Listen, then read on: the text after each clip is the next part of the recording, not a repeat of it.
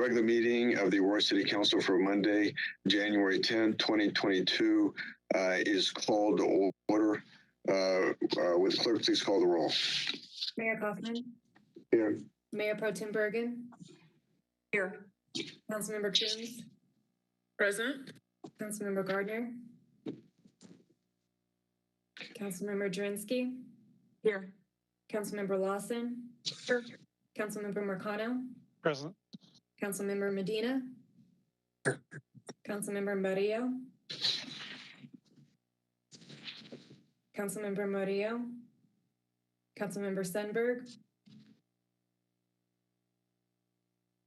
Councilmember Zvonek. Here. There's a quorum. Very well. Announcement of the call-in line.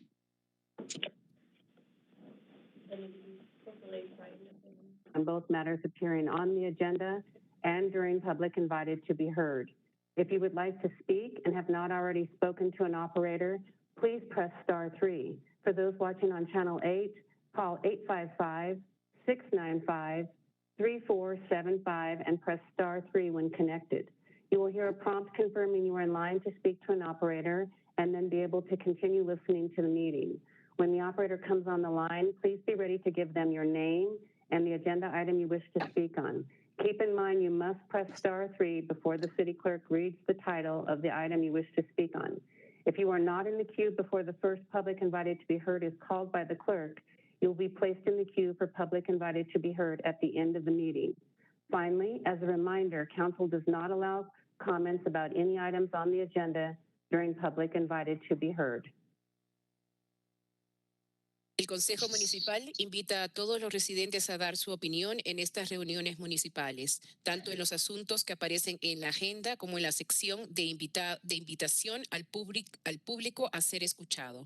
Por favor, llamar al 1-877-820-7831 y al conectarse marque la clave 254610, el signo de numeral, para tomar su lugar en fila para ser escuchado. La operadora tomará su nombre y el asunto de la agenda del cual usted quiere comentar y lo pondrá en espera para su turno. Antes de ser llamado, el secretario municipal, las personas que llamen necesitarán registrarse en la sección de invitación al público a ser escuchado o elegir comentar en un tema específico de la agenda.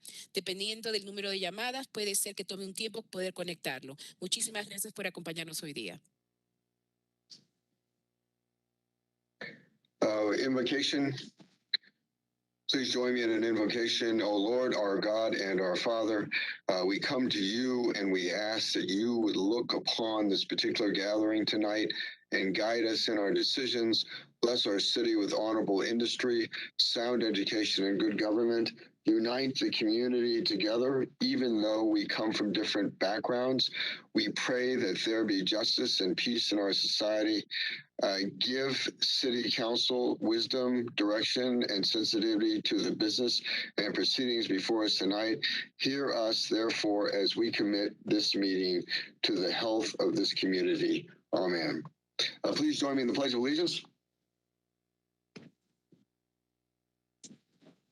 I pledge allegiance to the flag of the United States of America and to the republic for which it stands, one nation, under God, indivisible, with liberty and justice for all. For all.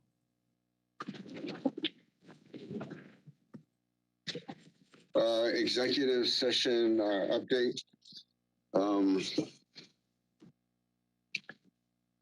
In executive session, we discussed legal advice, negotiations, and had a litigation briefing. Approval of the minutes. Motion to approve the minutes for December 20th, 2021. Moved, Zvonek. Councilmembers, it's been moved by Councilmember Zvonek, seconded by Bergen. Mayor Pro Tem Bergen to approve the minutes from December 20th, 2021. Discussion? Seeing no discussion, will the clerk please call the roll on the adoption or the approval of the minutes for December 20th, 2021? Mayor Kaufman, Yes. Councilmember Jurenski, Yes. Councilmember Medina, Yes. Councilmember Marcano, Yes. Councilmember Zavonic, Yes. Councilmember Sundberg, Yes. Mayor Pro Tem Bergen, Yes. Councilmember Lawson, Yes. Councilmember Coombs, Yes. and Councilmember Murillo. The motion passes to approve the December 20th, 2021 minutes. I have a proclamation to read.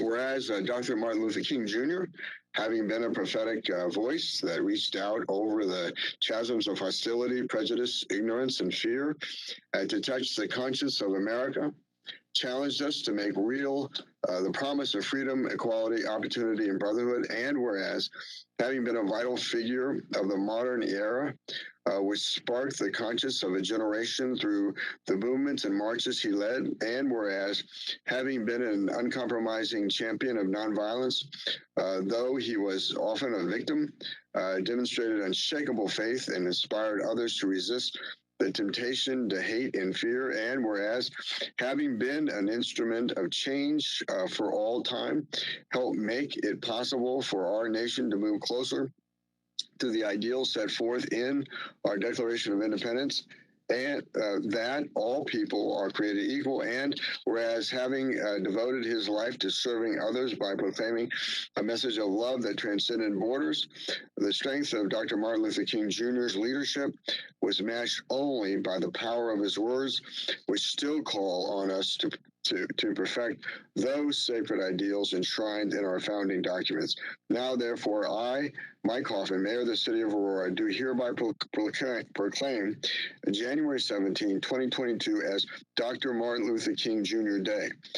In witness whereof, I have hereunto set my hand and caused the seal of the Aurora, of the City of Aurora, Colorado, to be affixed this 17th day of January 2022. Mike Hoffman, Mayor, Aurora, Colorado. Public invited to be heard. Mayor, we do have 3 individuals on the line. Very well. Hello, Jeannie. Go ahead. You have 3 minutes. Thank you. I want to thank City Council members. I'm Jeannie Davis, Chairperson of the Aurora Commission for Older Adults. I'm here to report that our commissioners are upset and angry at the information we received at our meeting today from Joe Sachs, Recreation Services Manager with Parks, Recreation, and Open Space. Joe informed us the Morning Star Adult Day program has been terminated. As you're aware, this program served individuals 55 years of age or older with memory or physical impairment while providing much needed respite for their caregivers. Apparently, this decision was made in October of last year. We had been asking since September, over 4 months ago, about the program's status. No one would answer our questions. Lori Sanchez, recreational supervisor for Morning Star, could not answer our questions or address our concerns. Acting recreation supervisor Beth Yocano also would not respond to our questions. We are disappointed and frustrated at having been kept in the dark and not knowing the status of this program. We believe this was done deliberately so that we could not approach City Council members to voice our concerns and discuss ways to ensure the program's continuation until it was too late. You see, it wasn't until August of last year when we learned from a caregiver how the closure of Morning Star impacted their quality of life and the stress and difficulties of receiving no communications from program staff since March of 2020 regarding its future. According to the Colorado Alzheimer's Association, between the years 2020 and 2025, the number of people 65 years of age and older with Alzheimer's will increase to 21.1%. 21.1%. We've been appointed by Aurora City Council with a mission to enhance the quality of life for our older adult population by supporting current programs and promoting the development of new initiatives.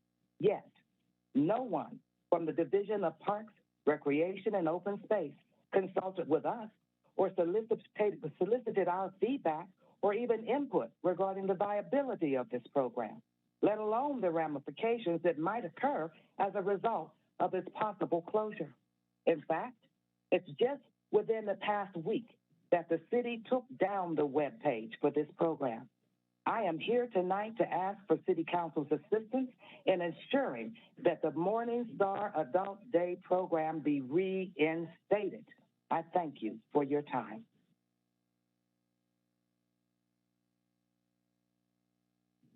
Next, we have Sebastian. Sebastian, go ahead. You have 3 minutes. Hello, this is Mary Sebastian, and I need you to know that a valuable piece of our neighborhood is being stolen from us, and you, distinguished council members, are responsible. The piece of property I refer to is East Bank Shopping Center at the corner of Quincy and Parker. At least it used to be a shopping center until it was rezoned. But no, you or your council predecessors didn't have the decency to have a hearing to rezone the property.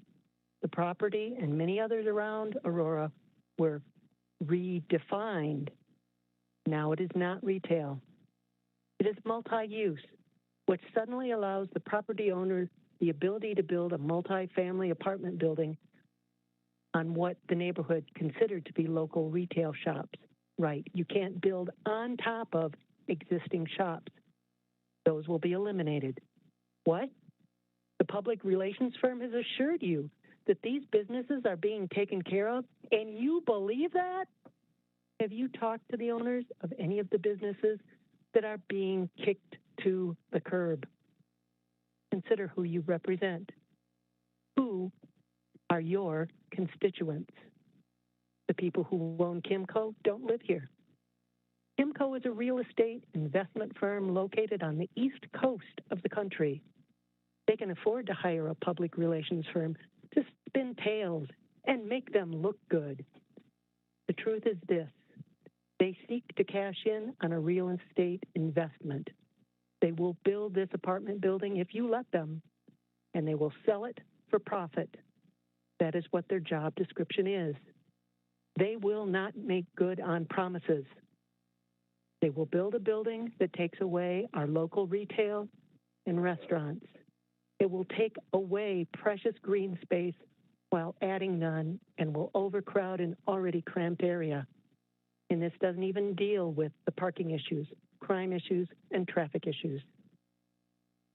You do what is easy and close your eyes to reality and tacitly approve this?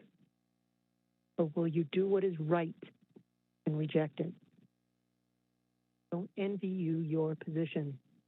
I myself serve on the board of Homeowners Association, and people hate me for what they consider to be my bad decision-making skills. And no, I don't get paid to do it. I just get disliked for doing a job most people are unwilling to do. So the question remains, will you do what is right for my neighbors and reject this Kimco request for 311 apartments? Or are you going to let Kimco steal a valuable piece of our neighborhood so they can sell it to the highest bidder? Your time is Thank you up. for listening. And just one more thing. Next, we have Melissa. Melissa, go ahead. You have 3 minutes. Hi, good evening, council members. My name is Missy, and I am a community member born and raised in Aurora.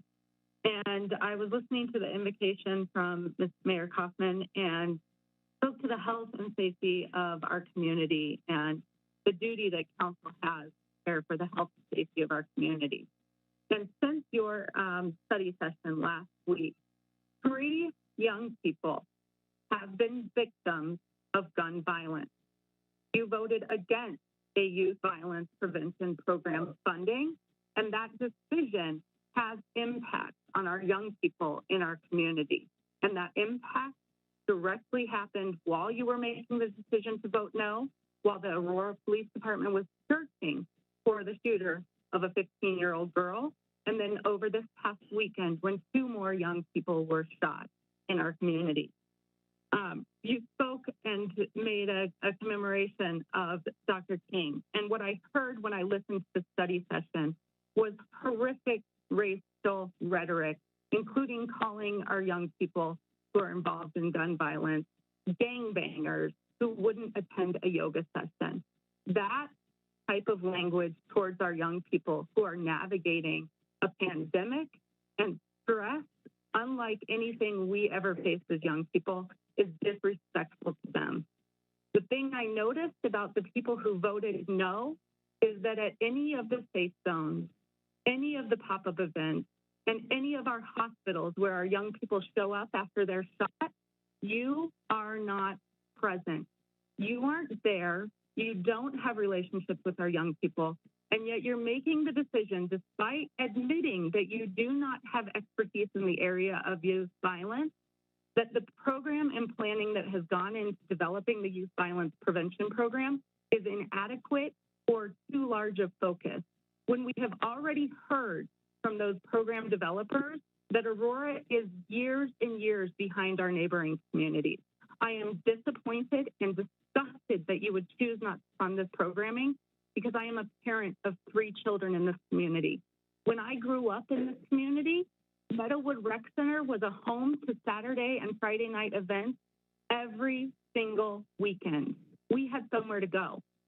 Yet I see rec centers being closed in the very areas where we have the highest levels of violence.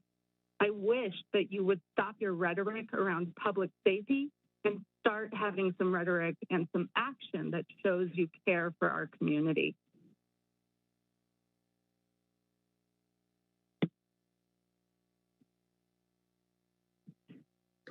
The question before us now is is there any further public invited to be heard? No, Mayor, that was the last one. Question. Mayor I'm sorry. Councilmember Lawson.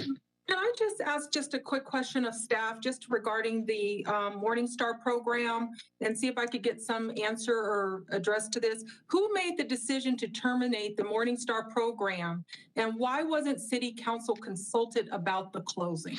Can I just get an answer? You know, if I could do this, because I think this is a significant enough issue. Let's put it on the next study session. I've certainly researched this particular issue. I believe it was COVID related, but the fact is that these are Medicaid funded programs that are no cost to the participants, the seniors. This is a significant step above what is a senior center. This actually does involve sort of assisted care, and there are tons of places popping up all over the city that do exactly that. And again, at no cost to the individual. So I'm wondering if it would be okay with you if we can put this issue on a study session. I'm fine with that. I was on the call today with the group, and there is a lot of transparency issues with what is going on with Okay. this. So I really do think it needs to be discussed, Okay. and I hope that we can discuss it. It goes. We will put on a future agenda. But we really need to get on here. Understood, sir, but this is on the same token with the last caller that we had. That's actually one of my constituents who's been advocating for us to reopen rec centers in North Aurora. She works with youth to prevent youth violence, so I'd like to see why we are closing or changing the programming of rec centers without community input as well. I'd like to have that discussed at an upcoming study session as well. Thank you. Okay. The adoption of the agenda. Mayor. I need a motion. Mayor Pro Tem.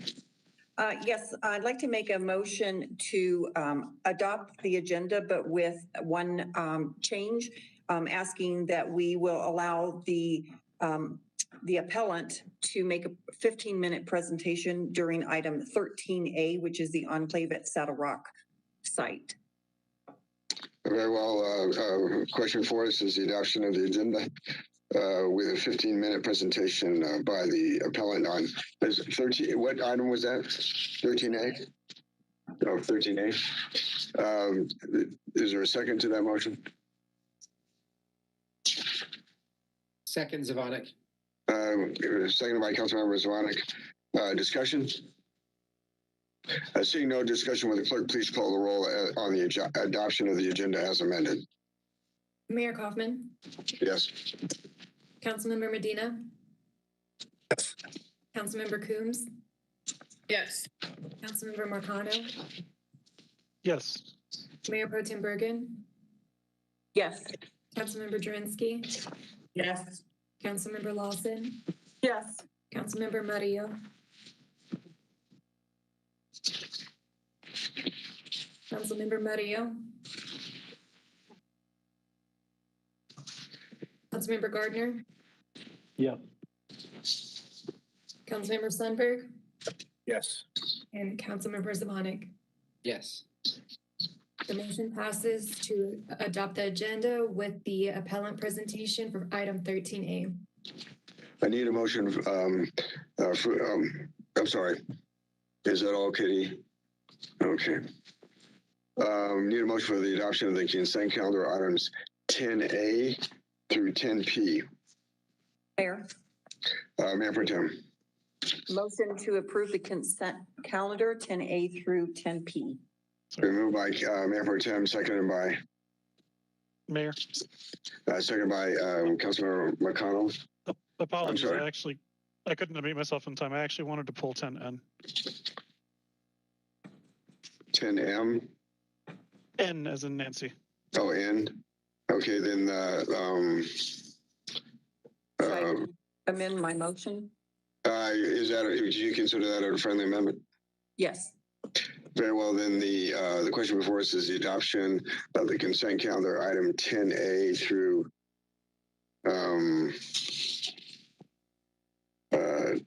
10O, and then item 10Q through I'm sorry. Let's see, it's N. Item 10A through 10M, item 10O through 10P. Discussion? Seeing no discussion, will the clerk please call the roll on the adoption of the consent calendar as amended? Mayor Kaufman, Yes. Councilmember Lawson, Yes. Councilmember Marcano, Yes. Councilmember Medina, Councilmember Zvonik, Yes. Councilmember Murillo. Yes, can you hear me? Yes, thank you. Okay.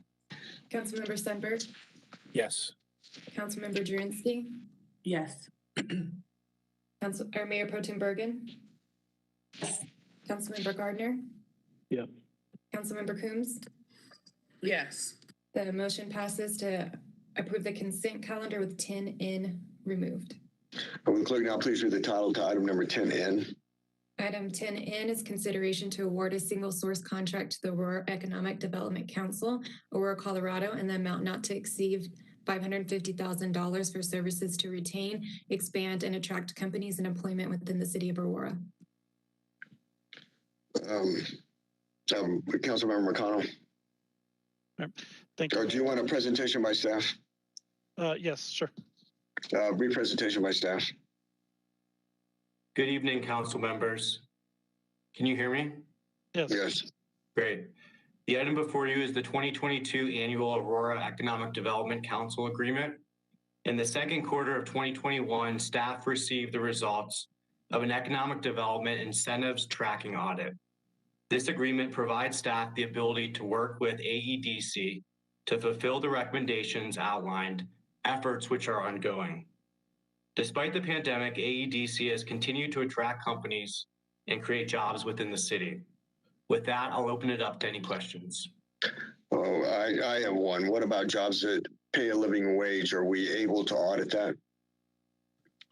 So as a result of the audit, one of the things that came up is to ensure that we are maintaining compliance for the wages that are included in the individual incentives. And they are complying in that regard? That's correct. Okay. Further questions? Yes, Mayor. Councilmember McConnell.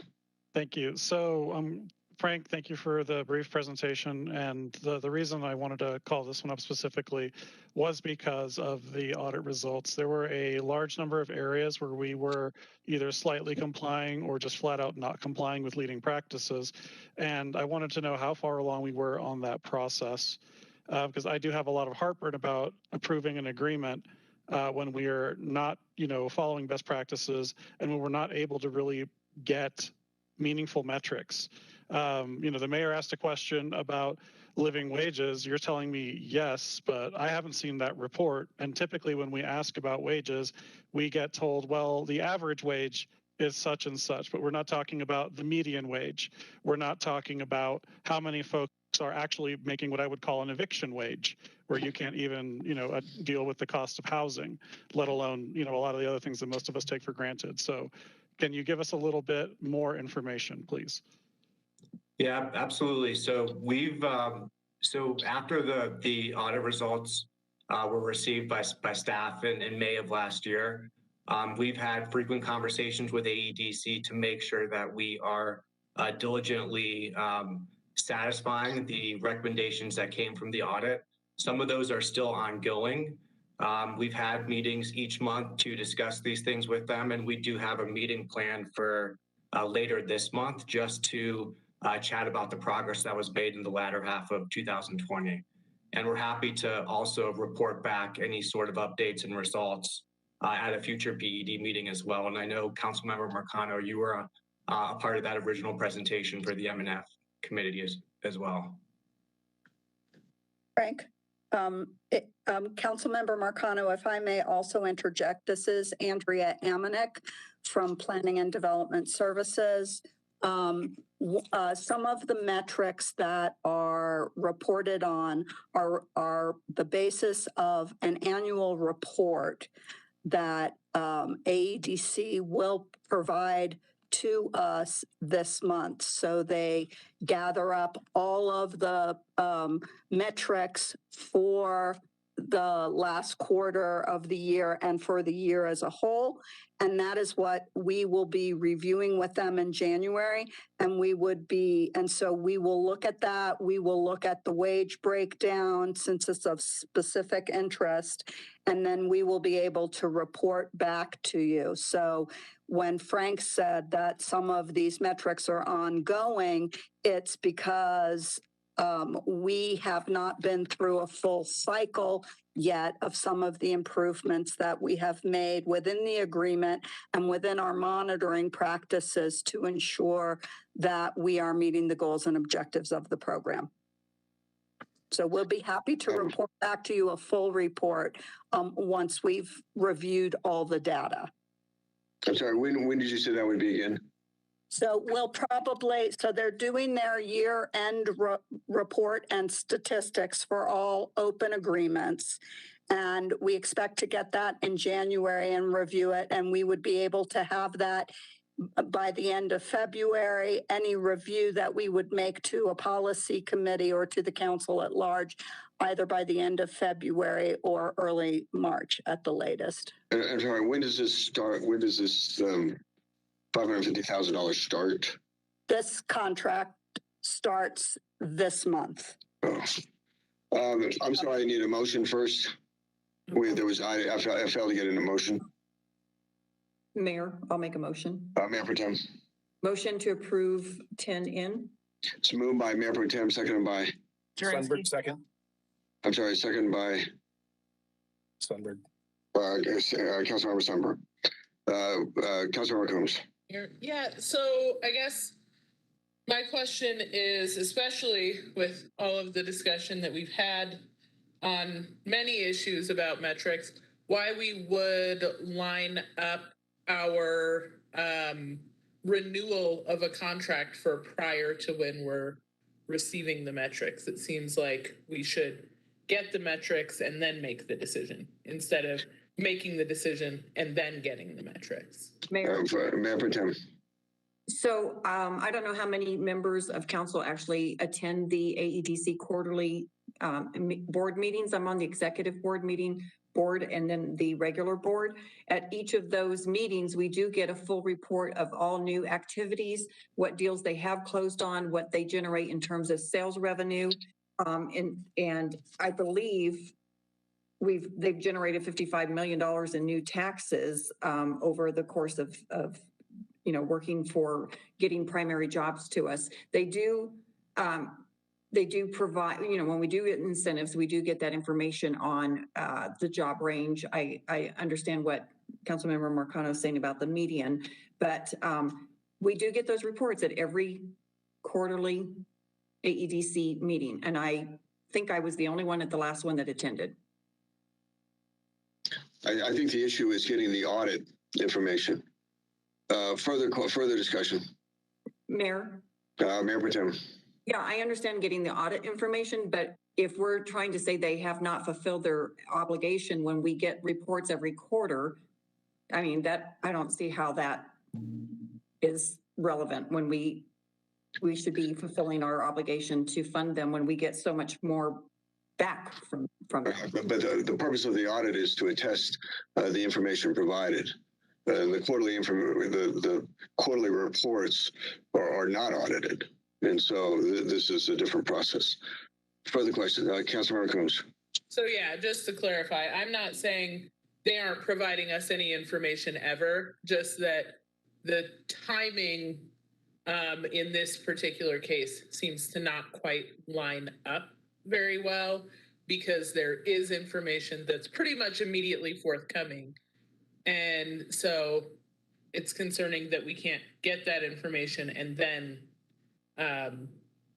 decide whether to continue moving forward versus we're going to decide to move forward for a whole year and then a month later we'll get the information. So just that timing is concerning. I understand that they do provide information and certainly provide value. That wasn't the question. Further discussion. Seeing none, then the question before us is the adoption of item number 10N. Will the clerk please call the roll? Councilmember Gardner? Yes. Councilmember Medina? Yes. Mayor Kaufman? No. Councilmember Murillo? Yes. Councilmember Coombs? Yes. Councilmember Sundberg? Yes. Councilmember Lawson? Yes. Councilmember Marcano? No. Councilmember Zabanik? Yes. Mayor Pro Tem Bergen? Yes. And Councilmember Drinsky? Yes. The motion passes to approve item 10N. Would clerk now please read the title to item number 11A? Mayor, may we do an announcement of the call-in line? Oh, I'm sorry. The time is now 7:04. We will take a break until 7:10 while there's an announcement of the call-in line. Members of the public who would like to speak on a resolution or ordinance and have not already spoken to an operator, press *3 before the item is called by the clerk. For those watching on Channel 8, call 855-695-3475 to be connected and then press *3. Council is taking a short break to allow any additional speakers to sign up. Please be patient and stay on the line until the operator is able to take down your information.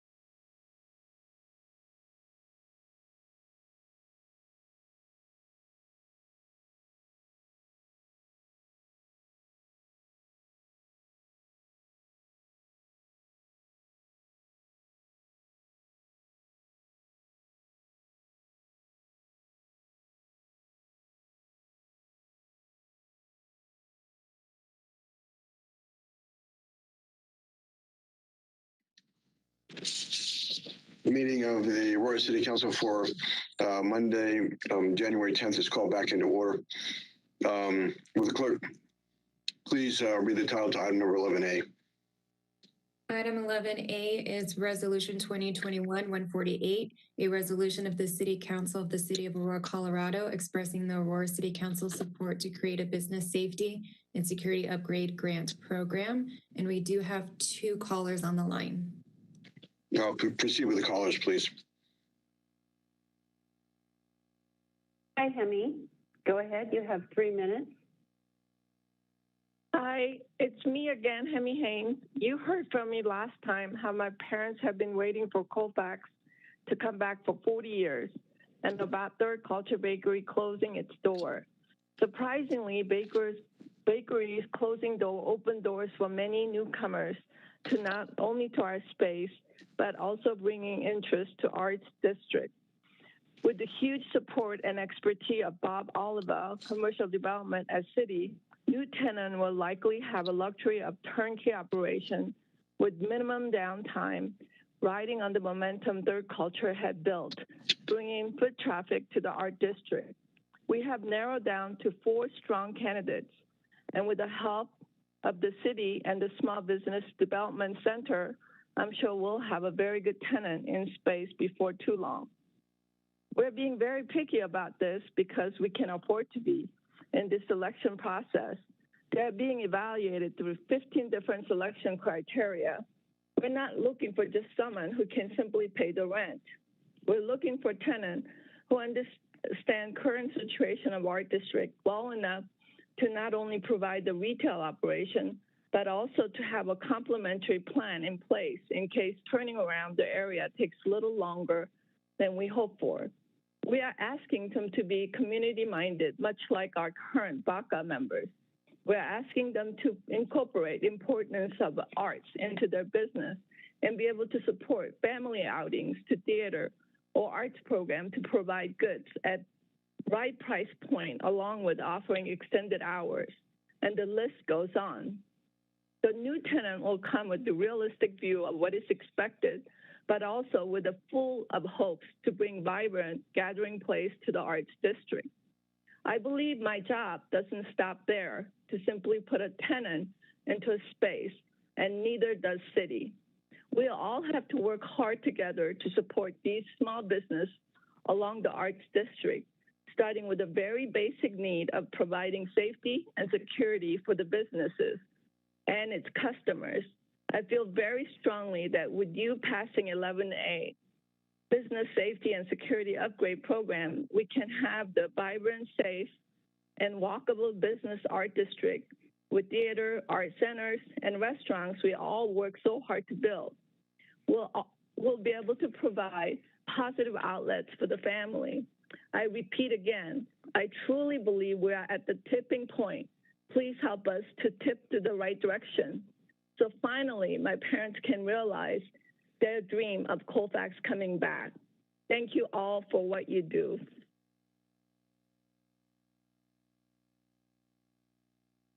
Next, we have Amy. Amy, go ahead. You have 3 minutes.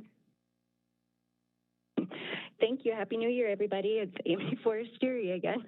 I'm back. I'm so thankful that you listened to us last time and have reached out to connect with the Business Art Culture Alliance to work on safety and security upgrades and some traffic calming measures. The team has come up with some great ideas for improvement in the neighborhood.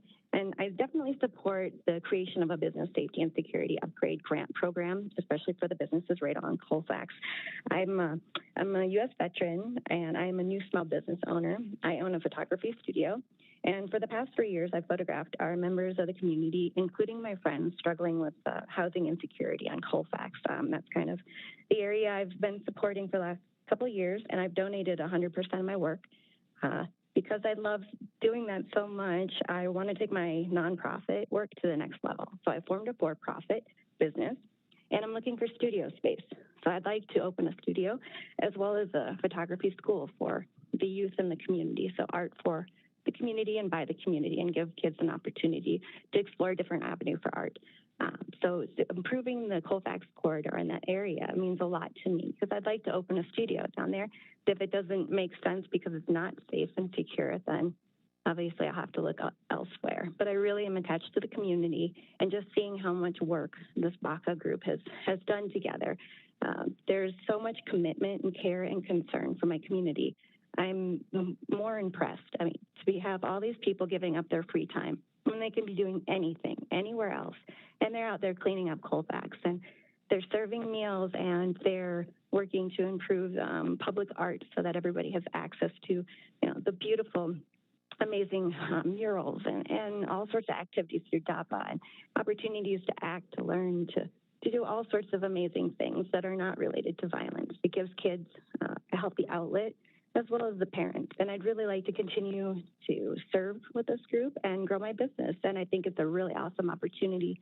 And another reason the grant is a good idea is the business owners down there are working together to try to figure out the best solutions that make sense. They're not just looking out for their individual business or their own interests. They're looking at the block and that neighborhood as a community as a whole, and really want to be part of the solution. So it's an amazing opportunity.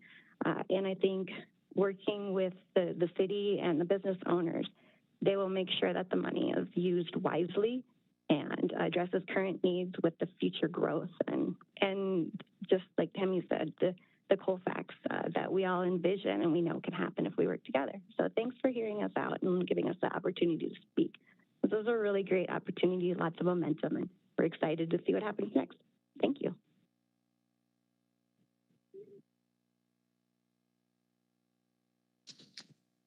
Mayor, those are the only two speakers we had, or callers. Very well. Staff presentation on item number 11A.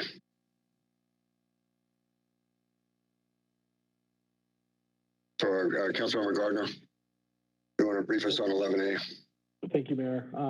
So I don't have anything to add that we haven't talked about previously in study session, the regular council meeting, other than to mention the version that's in this packet did take into account the feedback that I received at the last meeting. And essentially businesses that are larger than 500 employees will not be eligible. So that will exclude some of the largest employers in Aurora. However, it will still allow some of the smaller franchisees and national chains to participate if possible. So that change is adopted in there. It's 500 or businesses that otherwise meet the definition of a small business according to the Small Business Administration. So that's all I have to add from previous presentations. Any questions to Councilmember Gardner? Mayor. Councilmember Murillo. Yeah, thank you, Councilmember Gardner, for making the change to also include nonprofits and community groups, that this is not just for-profit businesses. As you know, that there's a robust network of nonprofit and community groups in that area. So I want to see that this is accessible to all of them. So thank you for making and including that change. I did have a question on the last whereas. It's saying that the grant will run up until program funds are exhausted or until a date certain in June 30, 2023, whichever come first, on a first come, first served basis. Can you clarify what that means? Does that mean that the funds are distributed on a first come, first served basis until it's run out, so people who know about it can, will apply, and then once it's run out, it's done with? Can you clarify that a little bit for me? Yeah, that's correct. So applicants would be eligible for funds on a first come, first served basis, and the program would expire June 30th, 2023.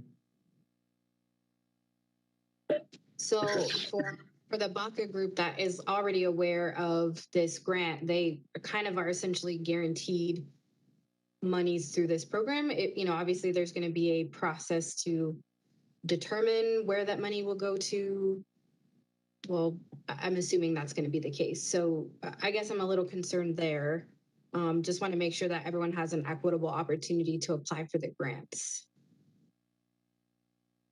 So this would give them 18 months to apply for the grant. They'd have this whole calendar year of 2022 plus the first 6 months of 2023. No, yeah, I understand the time frame, but it's saying that the grants will be distributed on a first come, first basis. So anyone can apply within 18 months. But if you're the first 10 businesses to apply, you'll get the funding. That's correct. Okay, so I have a little bit of concern with that. Is there any way staff, can I get a comment from staff on how we might make that process a little more equitable? I just have I'm just concerned that's not going to give equity, opportunity for folks who heard about it last, kind of thing.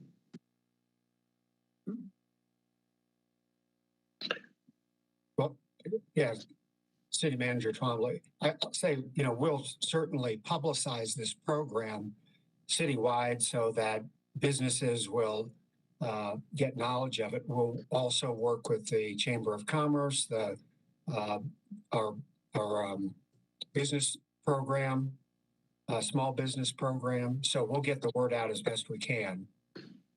Okay. I'm sorry, I need a motion. Mayor. Councilmember Gardner. Motion to approve item 11A. Moved by Councilmember Gardner, seconded by Bergenski. Mayor Pro Tem Bergen. Further discussion? Mayor. Councilmember Moreno, please continue.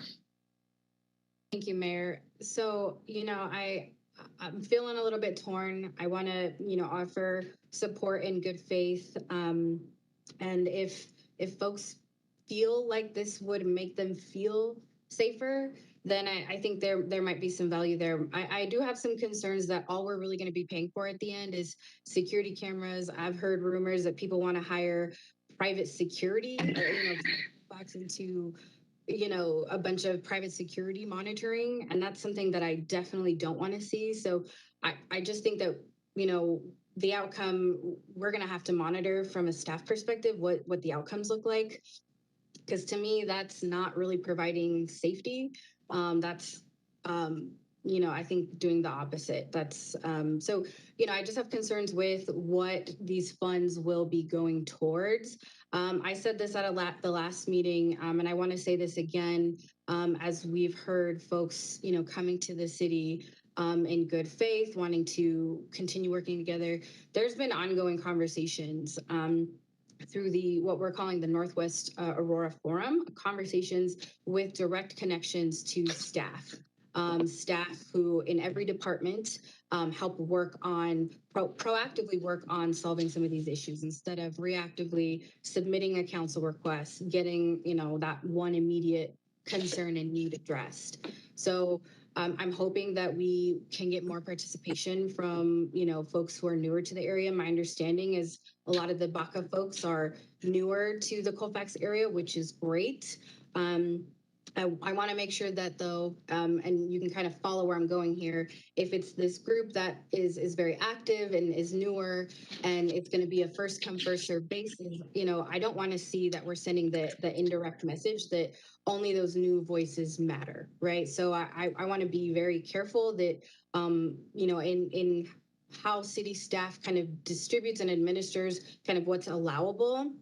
And we're being mindful of kind of the variety of businesses and tenure of the businesses that we're serving. And it's not just prioritizing, groups that are newer, and that we're still honoring the businesses that have been kind of the backbone of the Colfax area. And I know we did hear one business owner that has been around for a long time. I've worked with Hemi in other capacities as well, but my understanding is that group doesn't necessarily encompass, all of the groups and organizations that have sought to kind of reach out and participate and collaborate. So all that to say is I think we should be very careful. I'm going to be looking towards the policy, the kind of back end part of how this works out, because I don't want to send that indirect message that we're prioritizing new businesses over old businesses, and that we're just funding a bunch of security cameras and that there aren't any metrics for success here.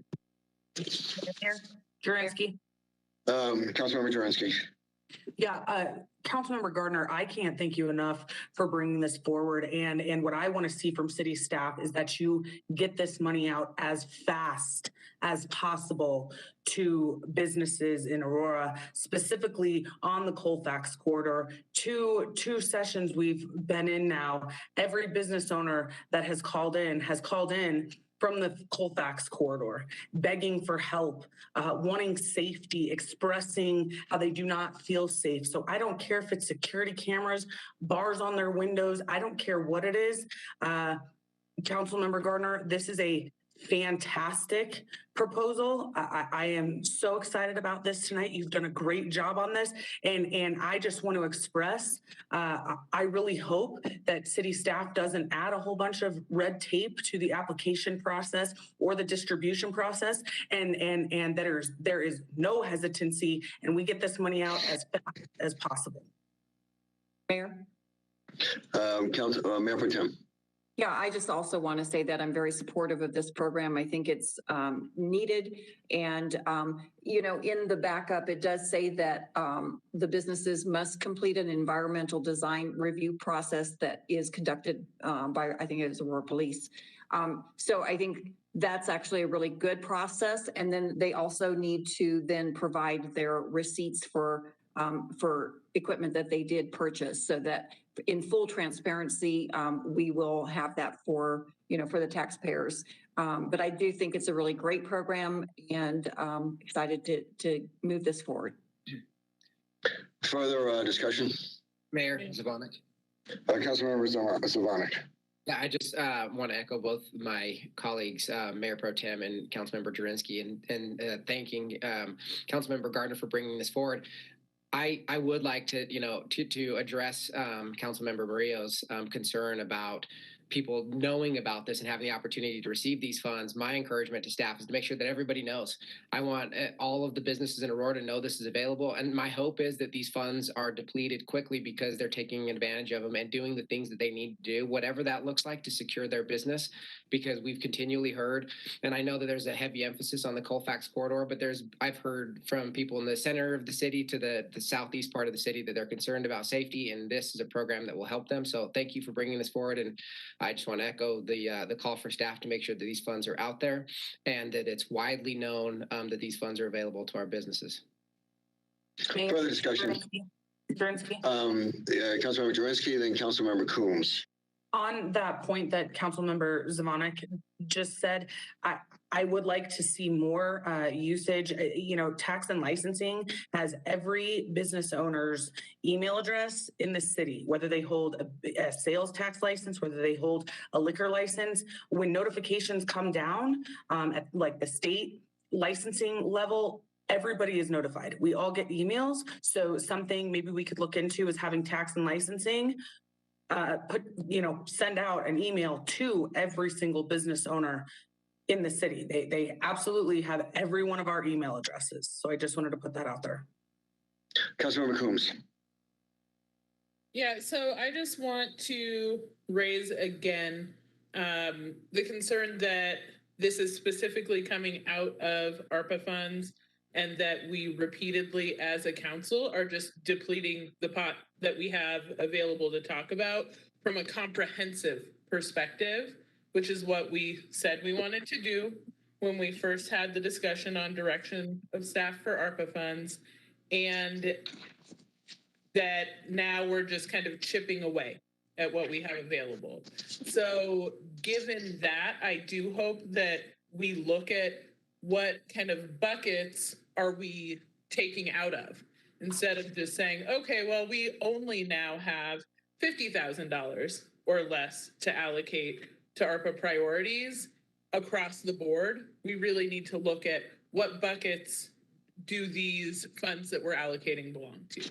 Because I understand people want funds quickly and they want to be able to do what they need to do for their businesses. That's fine.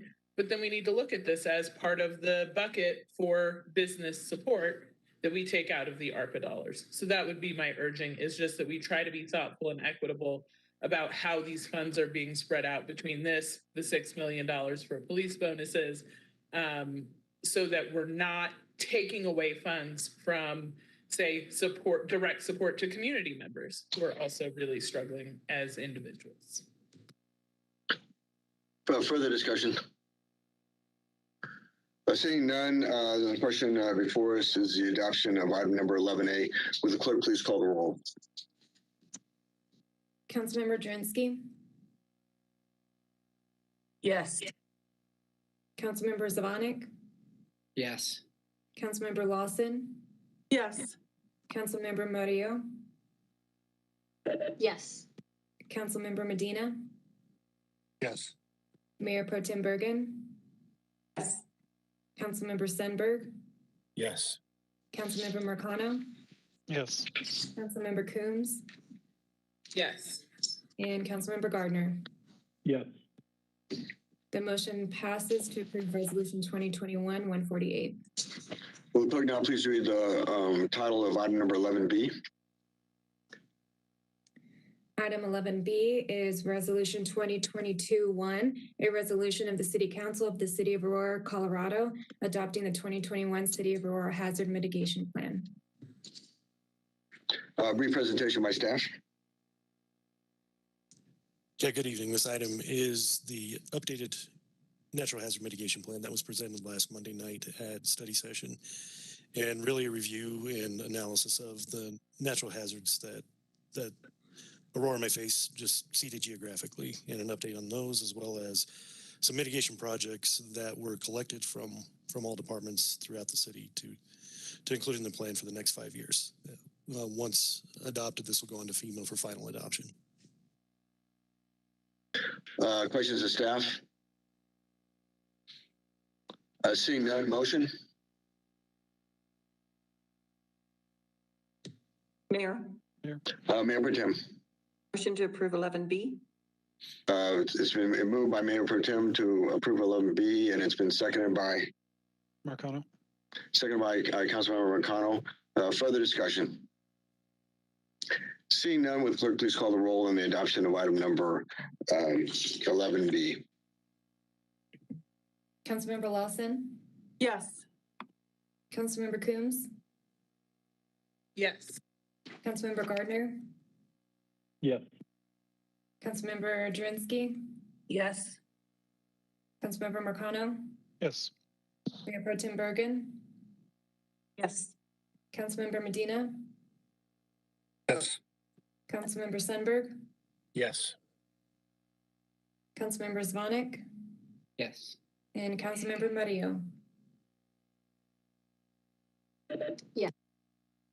The motion passes to approve Resolution 2022-1. Will the clerk now please read the title to item number 11C? Item 11C is Resolution 2022-2, a resolution of the City Council of the City of Aurora, Colorado, expressing the City Council support for the City of Aurora, Colorado, funding Brothers Redevelopment, Inc. with Community Development Block Grant funds to provide single-home family housing rehabilitation services to low-income to moderate-income households for the year 2022. Brief presentation by staff. Mayor and Council, this is Jessica Prosser. As discussed last week during study session, this agreement provides single-family home rehabilitation services to those that income qualify through HUD Community Development Block Grant funding. Happy to answer any questions. Questions of staff? Seeing none, motion. Mayor, motion to approve 11B, Sundberg. Moved by Councilmember Sundberg, seconded by Mayor, I'll second. seconded by Councilmember Lawson to approve item number 11C. Discussion? Seeing none, would the clerk please call the roll on the adoption of item number 11C? Mayor Pro Tem Bergen,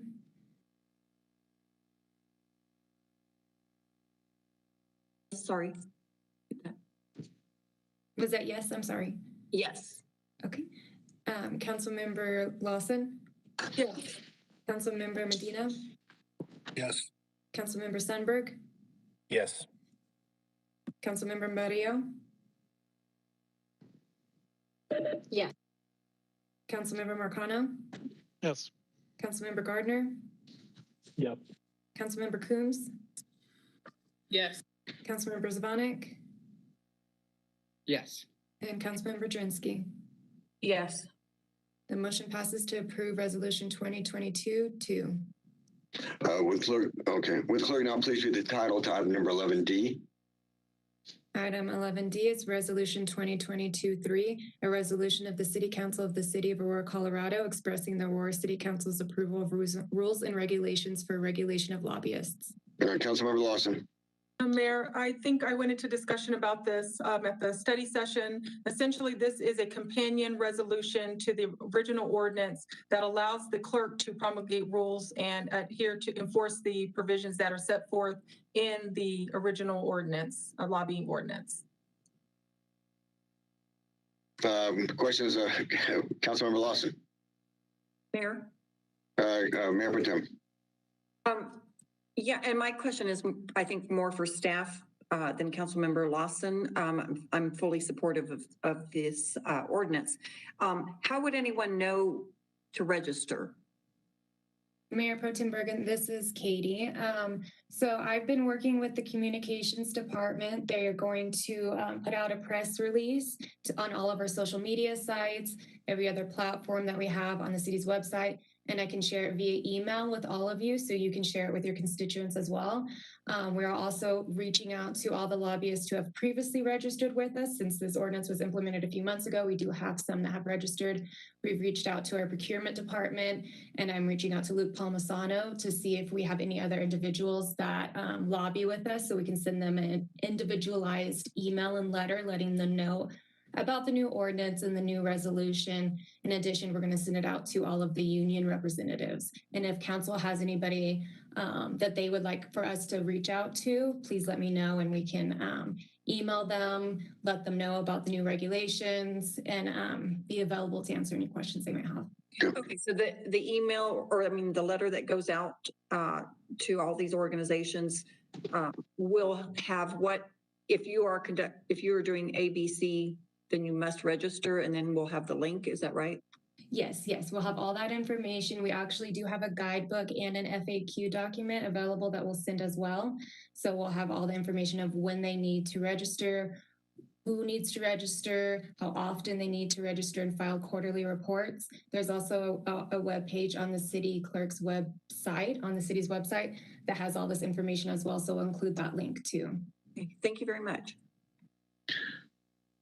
Motion. Mayor, I move to approve 11D. Been moved by Councilmember Lawson, seconded by. I'll second. Seconded by Councilmember Medina to approve item number 11D. Further discussion. Seeing no further discussion, will the clerk please call the roll on the adoption of item number 11D? Councilmember Murillo? Yes. Councilmember Drinsky? Yes. Councilmember Marcano?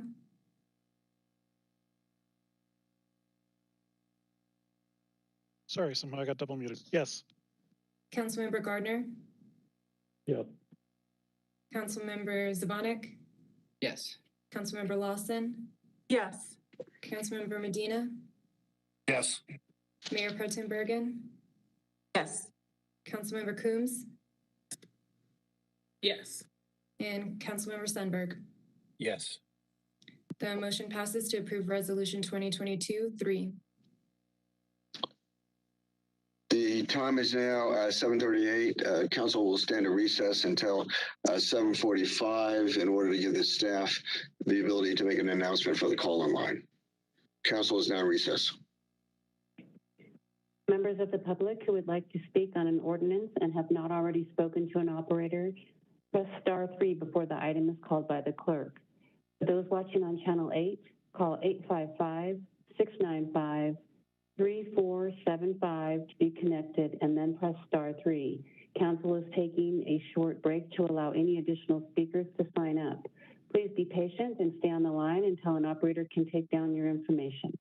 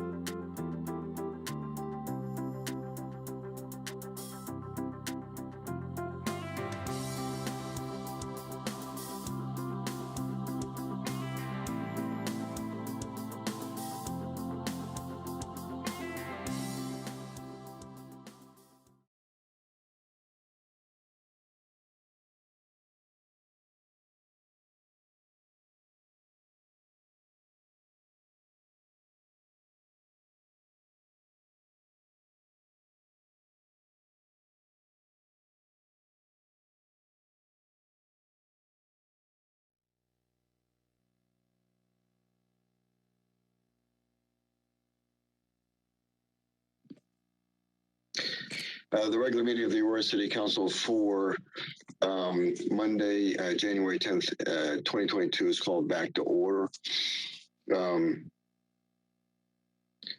We have, let's see. With the clerk now, please read the title to item number 12A. Item 12A is ordinance 2022-01. It's a public hearing and consideration of an ordinance of the City Council of the City of Aurora, Colorado, amending the Murphy Creek GDP to change planning area 9C from 9D commercial to single family residential in order to allow additional single family detached lots. The public hearing is now open.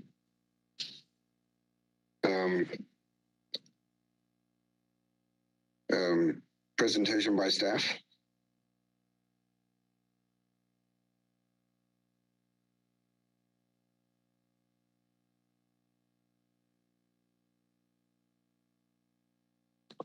Staff presentation. Yeah, it's loading. Good evening, City Council and Mayor Kaufman. My name is Ariana Muka. Before you tonight is an amendment to Murphy Creek GDP to change planning area 9C from planned development commercial to single family residential in order to allow additional single family detached lots. The applicant was at public hearing on December 8th, 2021. Staff found that the GDP amendment meets the criteria for approval and gave recommendation. The City of Aurora Planning and Zoning Commissioners voted unanimously, all 7 votes, recommending changing the zoning of approximately 16 acres from commercial to residential use. The applicant, Meritage Homes, proposed to amend the land using designations on the Murphy Creek General Development Plan. The GDP regulates the zoning for Murphy Creek development and requires City Council approval to change the zoning. The proposed amendment is to change planning area 9C, approximately 16 acres, from commercial to residential. The applicant requests this amendment to support a proposal of 132 single-family detached homes on 38.641 acres, located on the northwest corner of Harvest Road and East Jewel Ave within the Murphy Creek development. The proposal is within planning areas 13, 14, and 9C, and the proposed density is 3.4 dwelling units per acre. Does the City Council wish to approve a GDP amendment to change the zoning of approximately 16 acres from commercial to residential? I'm happy to answer any questions. The applicant and the design team are on the call as well. Let me go to the applicant, presentation by the applicant, then we'll come back for questions. The applicant does not have a presentation, but they are here for questions. Mayor Sundberg? Questions of staff, Councilmember Sundberg. Ariana, in the paperwork you presented, there was an indication that this would actually save traffic numbers. There'd be less in lieu of a commercial development. Is that right? That is what our traffic department found when they approved the traffic study that the applicant had submitted. Are you able to explain that a little bit, how that works? No, I'm not, but maybe the applicant will be able to, since they were the ones who provided the traffic study. Okay. Now, this is my neighborhood. We're just hurting for commercial shopping for the longest time. We haven't seen anything, and meanwhile, rooftops go up. We have to drive out to Southlands or further west or give money to the Murphy Creek convenience store, which is very convenient. And does nearly $12 million a year, by the way. So, we would love to see some commercial stuff out here. I suppose it's inevitable, though, that more single family is desirous in areas like this, though. That's all. We do have our traffic department on the line if you wanted to ask them that question as well. They were the ones who gave the approval and really crunched the numbers. If they're available, I wouldn't mind a quick explanation. Hi, Councilmember Sundberg. I don't think we've met yet, but my name is Carly Campuzano. I'm the traffic manager at the city. And my group, hello, good to meet you virtually. My group reviews and approves all traffic impact studies that come into the city for review. So we have specific requirements based on our traffic impact study guidelines, and these requirements have the development use a trip generation manual that has kind of standard trip rates for different types of development. So it's based on real data for different sorts of businesses. So you'll have like different types of commercial, you'll have different types of residential, and there's a information in the manual that says like how many trips each type of property develops or generates per peak period and per day. So just in general, housing doesn't typically generate as many trips as as a shopping center would. And it probably makes some amount of intuitive sense too. If you think about a shopping center that might have people coming in and out for shorter stays, whereas a residence, it might be one or two people like coming and going in the peak periods. So in general, a lot of times residential does have less trips than shopping centers. But yeah, we all know shopping centers are needed, and if you don't have them close by, sometimes that could generate other trips, but that's a whole nother scenario. So I hope that answers the question though, and they did meet all of our city requirements based on traffic. Thank you, Carly. No problem. Further questions to staff? Mayor. Councilmember Coombs. Thank you. So yeah, just following up on Councilmember Sundberg's firsthand experience of not having enough commercial in that area. That's something that council's been hearing since before I was on council. And what folks are told is like, well, we need more rooftops in order to get the commercial that you want.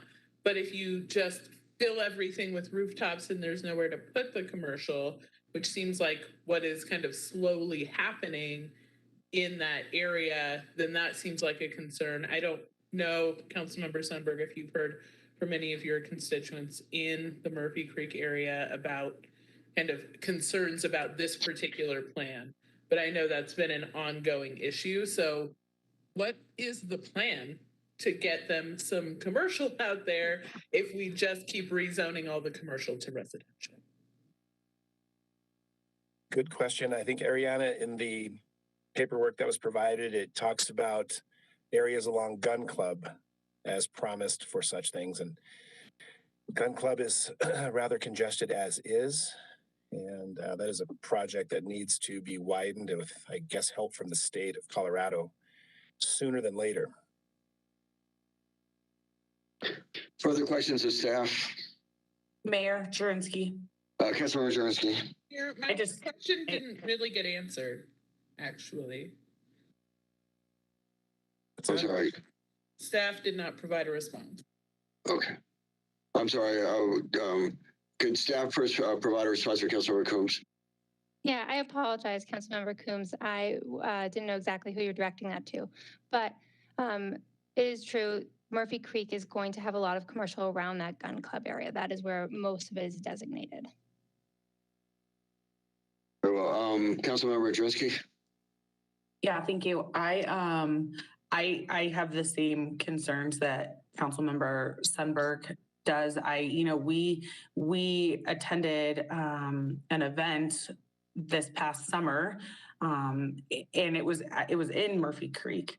I mean, these people don't even have a near grocery store, and I just think that right now for that area, I personally would like to see it stay commercial.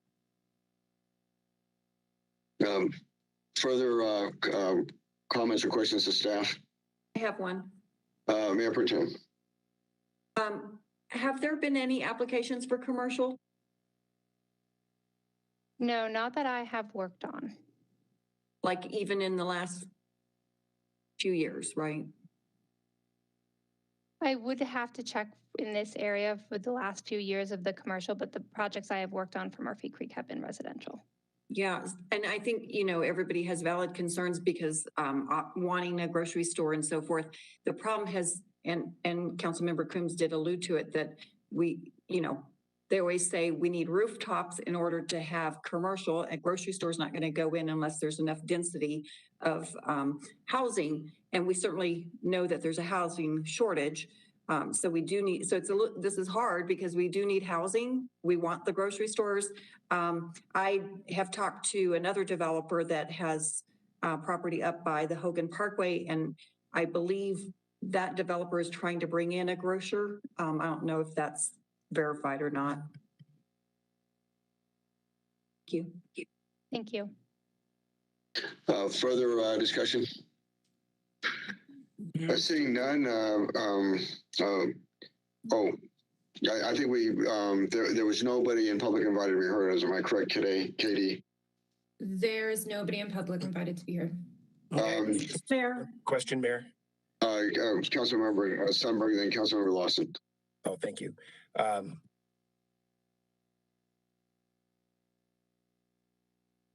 Councilmember Sundberg, you're muted. All right, guys. That parcel in question, is it even large enough for a grocery store? It looks like it would have to be some smaller type businesses. The way the streets would and the traffic flows for this area would make it very difficult to develop a large scale commercial pad in that particular area, that parcel 9C. Council members, are we permitted to add comment on this as the applicant? Yes, please. Okay. So there's a couple reasons. Sorry, for the record, my name is Karen Henry with Henry Design Group. There's a couple reasons we are requesting this. Access to this parcel is extremely limited. Spacing does not allow access from Jewel Avenue, given the location of Flat Rock and Harvest Road.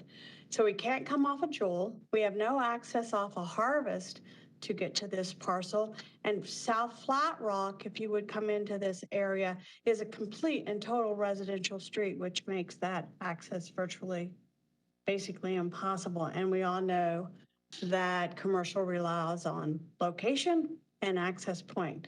To your questions regarding commercial out at Murphy Creek, there is a strong push afoot to gain some commercial uses out there. There's a number of realtors working on it. There's a number of conceptual site plans going forward. Nothing is ready to be submitted, but that's where the commercial should really be focused. Secondarily, to the east of us on the other three corners, I believe two of the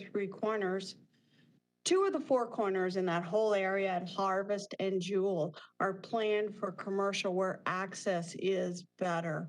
In terms of the traffic comment, just real quick, even with the addition of residential units in parcel 9C, we are reducing the total number of residential units permitted in here by 116, and we're not asking for any additional units on the parcel that's requested to be rezoned. So hopefully that summarizes why we are asking, given primarily access is impossible. Thank you for your time. Further discussion? Mayor. Councilmember Lawson. I just had one thing for Katie. Margaret Sobey is waiting on the line. I just wanted to see if she was there. And then I just have a question for Ms. Henry. Sure. I do not see, I only see one for 12B right now, and I do not see another caller. I know that they're screening somebody, it looks like at the moment, so I'm not sure if she called in after the item was called, but I'll check in with CRL Associates and make sure. Okay, so Ms. Henry, I just had a question. I've been on the council for 7 years, and commercial development issue has been an issue since I've been on council. And I guess I hear the same thing. Oh, we're going to start. We have people. We have interested realtors to look into the commercial, and then we study. And I've been part of that approval process of approving residencies at Murphy Creek. But again, we're still hearing from the constituents that there's no commercial. And I've been hearing this over and over and over. Does it take this long to get commercial development out to a subdivision that is huge and growing? I understand, and I've been working on Murphy Creek for about the same amount of time that you have been hearing this. And this is honestly the first time that I have seen a concerted effort to get commercial out on Gun Club Road. And the truth is, rooftops are what attract the users. And with there's a quite a few new homes proposed to the east. Murphy Creek is about constructed out with their homes, but it has been developed at a lower density than ever anticipated. So I understand your concern and I understand the residents' frustration with this, but I can honestly say a lot is going on, and I know you've heard it, but like I said, I've been working on it for as many years as you've been involved, and this is by far the first time I've really seen efforts. Okay. All right. Councilmember Lawson and Mayor, this is Katie. They were in the middle of screening a caller. She called in a little bit after I announced the item, so she's on the line right now. Very well, please proceed. Margie, go ahead. Oh, you have 3 minutes. And I do apologize. I was actually hitting #3 instead of *3, so I called in multiple times. My apologies. I already asked my questions and shared my concerns about this Murphy Creek agenda item at the Planning Commission hearing in December. My questions and concerns were inaccurately answered or simply ignored. Therefore, I see no reason to bring them up again tonight. Instead, I would like to discuss the public hearing notices received for this application and 2 others that will be heard tonight, Cripple Creek Trail Corridor and E470 Remnant Parcel. Over the years, I have asked the Planning Department for several changes to the notice of public hearing. In the last year, a couple of my suggestions have been implemented, and I greatly appreciate that. However, the 3 public hearing notices that I received for the hearings tonight offered a link to the virtual hearing that was very difficult for the public to resolve. These notices are sent on paper via U.S. mail, so there is nothing for the public to actually click. The link for these hearings had underscores between some of the words. This is not a problem, except that some of the words had only 1 underscore between them, while others had 3. So it took a while to try to figure out how to access the link. I am the contact person for a neighborhood coalition, a neighborhood association, and the master HOA, as well as our metro district.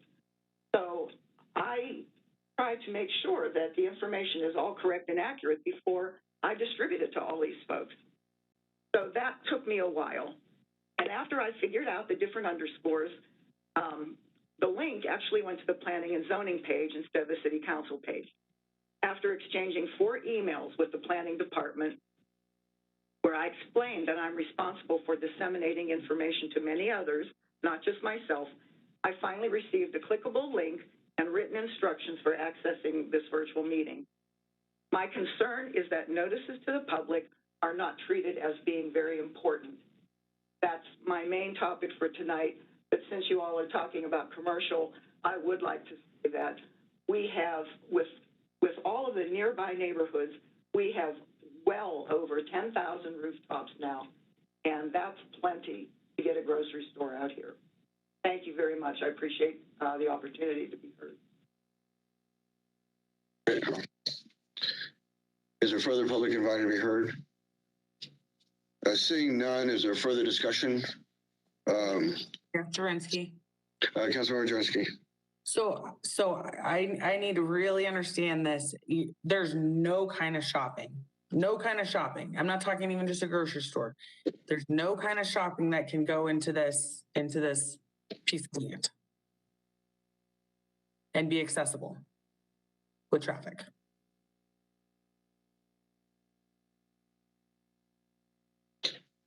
Staff, response. The application we got was to move this from commercial to residential. And the reason behind it was because of the traffic and access patterns of 9C. This is, may I add a comment? This is Tom Gisson from Meritage Homes. I'm a planner with Meritage Homes. Please proceed. Thank you very much. Just to build a little bit on what Karen Henry said, the problems essentially, and if someone wants to pull up, I don't have control of a screen, but if you were to look at the site, the 3 parcels that make up the site, 9C, 13, and 14. On Jewel Avenue, there is not enough distance for an intersection because of the distance. No intersection can be far enough away from both Flat Rock and on Jewel, excuse me, can be far enough away from both Flat Rock and Harvest to meet the standards that the traffic department of the city of Aurora has been applying. It's too close to the intersection. Meanwhile, you have the public service company has all of the frontage on Harvest, and then the property on a tiny little corner reaches up and touches Flat Rock. It's actually not, it's an infinitesimally small point in essence. There is not access from Flat Rock.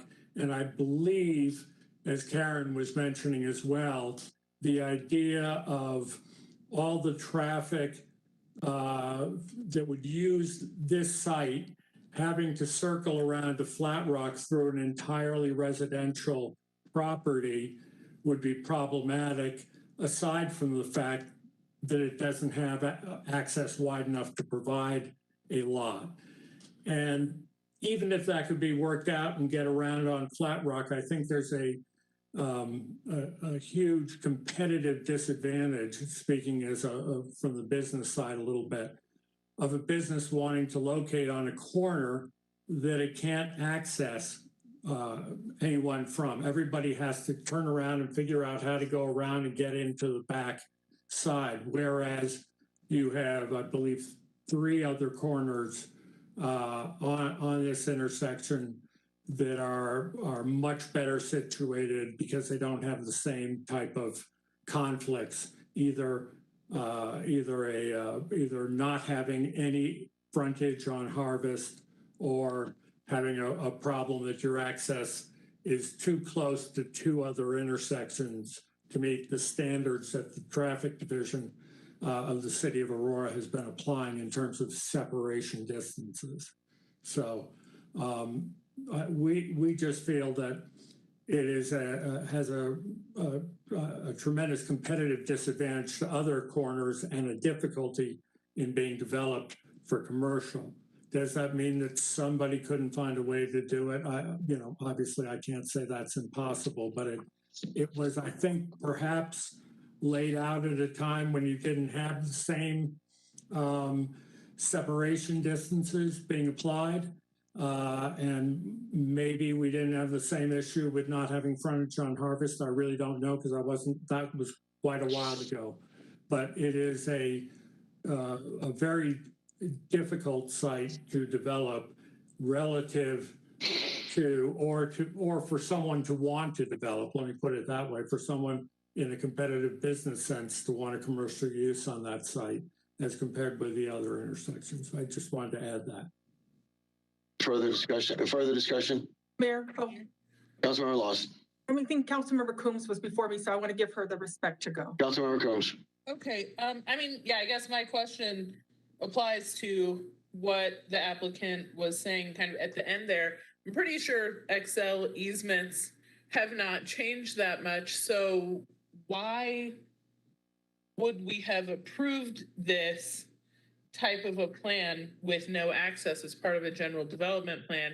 And is there a history of some of these changes that made this more likely, right? Are some of these surrounding parcels, some of those parcels that ended up getting rezoned from commercial to residential, kind of whittling away at the commercial that has been available in that area? Because this sounds crazy. Like, why would you have approved a plan with commercial space that has no access when you were doing that original GDP? I don't know if anybody has that history, but the first thing that comes to my mind is maybe a larger area that had better access was at one point zoned commercial and just kept getting chipped away at over time. Mayor, this is Heather Lamboy, Planning and Development Services. May I speak? Please respond. Thank you. Thank you, Allison Coombs, for Councilmember Coombs, for your insight and observation with reference to the history of how things were laid out in the Eastern Plains and around Murphy Creek. As you know, this is a planned development plan that was created back in the late 1990s. The idea for this particular tract, there's a large amount of commercial that is planned along Gun Club Road, but for this particular tract, it was intended and thought of as being something that is convenience, like a convenience retail type of, opportunity. As to whether, traffic can access that, certainly the XL easement, there have been roads that have crossed the easement. And we have worked with XL on other developments with Adonia and other developments out there to have roads that cross that easement. But it is a lengthy process. The other opportunity is a right-in, right-out type of situation where the people coming from the east would be able to access the site, but they would not be able to take a left-hand turn due to spacing requirements for intersections and access points. So also understanding those situations, and with the development of the Eastern Hills, what was known as a framework development plan, there's a large commercial node there, which is across Harvest Mile Road, north of Jewel. And then there's also a commercial point that is planned in the villages at Murphy Creek, which is south of Jewel Road and to the east of Harvest Mile. So there's still commercial out there, it's just untapped. Mayor. Councilmember Lawson. So can you tell me what Metro District 9C, the parcel in 9C would be in? I can address that if. Who's addressing? I can do that. Karen Henry. Right now, parcel 9C is not in any Metro District. The other two parcels, 13 and 14, are in District 3. Further discussion? Mayor Sundberg. Councilmember Sundberg. I realize this parcel is strange and probably unsafe and impractical as it relates to traffic going in and out of a business. But I'd just like to let the developers know out there that might be listening that when we moved into Murphy Creek, we were promised shopping out here. And the homes go up, and I think there's some promises that are unkept. So whatever home builder you are, just please take notice that we're tired of some unfulfilled promises out here, and you need to step up down the road and put your heads together and make something happen for the good of the greater community, please. And thank you. Further discussion? Seeing no further discussion, the public hearing is now closed. Motion.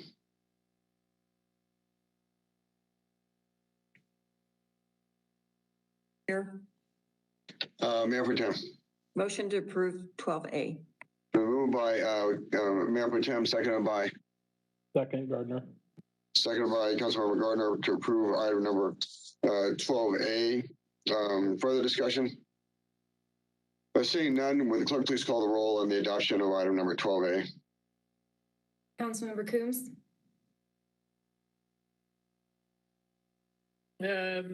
Yes. Councilmember Zipek? Yes. Councilmember Murillo? Councilmember Sundberg? Yes. Councilmember Marcano? Yes. Councilmember Gardner? Yes. Mayor Pro Tem Bergen? Yes. Councilmember Lawson? Yes. Councilmember Drinsky? Reluctantly, yes. Councilmember Medina? Yes. The motion passes to approve the introduction of ordinance 2022-01. Will the clerk now please read the title to item number 12B? Item 12B is ordinance 2022-02, public hearing and consideration of an ordinance of the City Council of the City of Aurora, Colorado, zoning 12.6 acres of land, more or less, generally located east of E470, south of East Barrios Avenue, and north of the East Alameda Avenue alignment within the County of Arapahoe, State of Colorado, to Parks and Open Space District, and amending the zoning map accordingly. And Mayor, there is one caller on the line after the staff and applicant presentations. Okay. The public hearing is now open. Presentation by staff. Good evening, Mayor Kaufman and members of the council. Nice to make your acquaintance for the new council members. I look forward to working with all of you in 2022. The application is for an initial zoning, which relates to an annexation that has already occurred for this subject area along E470. And the request is initial zoning to the Parks and Open Space District. The applicant being the City of Aurora Parks Open Space or Parks Recreation and Open Space Department, also known as PROS. This is a vicinity map that illustrates the site, which is hatched, and generally it is located to the west of Gun Club Road, to the east of E470, and somewhat it's north of Jewel Avenue, but a little further north of Alameda, which you can see coming in at the lower right-hand portion of the graphic. The zone district around the subject site, which helps to inform a staff recommendation as well as planning commission recommendation, include mixed-use regional, some of that commercial that we were discussing in the last case, unincorporated Arapahoe County, the airport district, and then as you can see, there's more unincorporated Arapahoe County to the west, and then there's going to be a companion initial zoning case that starts here, which is within the city boundary for parks and open space. The proposed project is consistent with the Aurora Places plan and the urban green space place type. It is of regional importance, and connectivity is going to be provided for both the Murphy Creek Trail as well as the Coal Creek and Triple Creek Trail corridors. And it is consistent with the policies, practices, and goals of a thriving environment and easy mobility and active transportation principles. The Planning and Zoning at its October 27, 2021 hearing found for and recommends approval for the initial zoning of the City Council, that the zoning and the related annexation are needed to facilitate the construction of a regional trail corridor.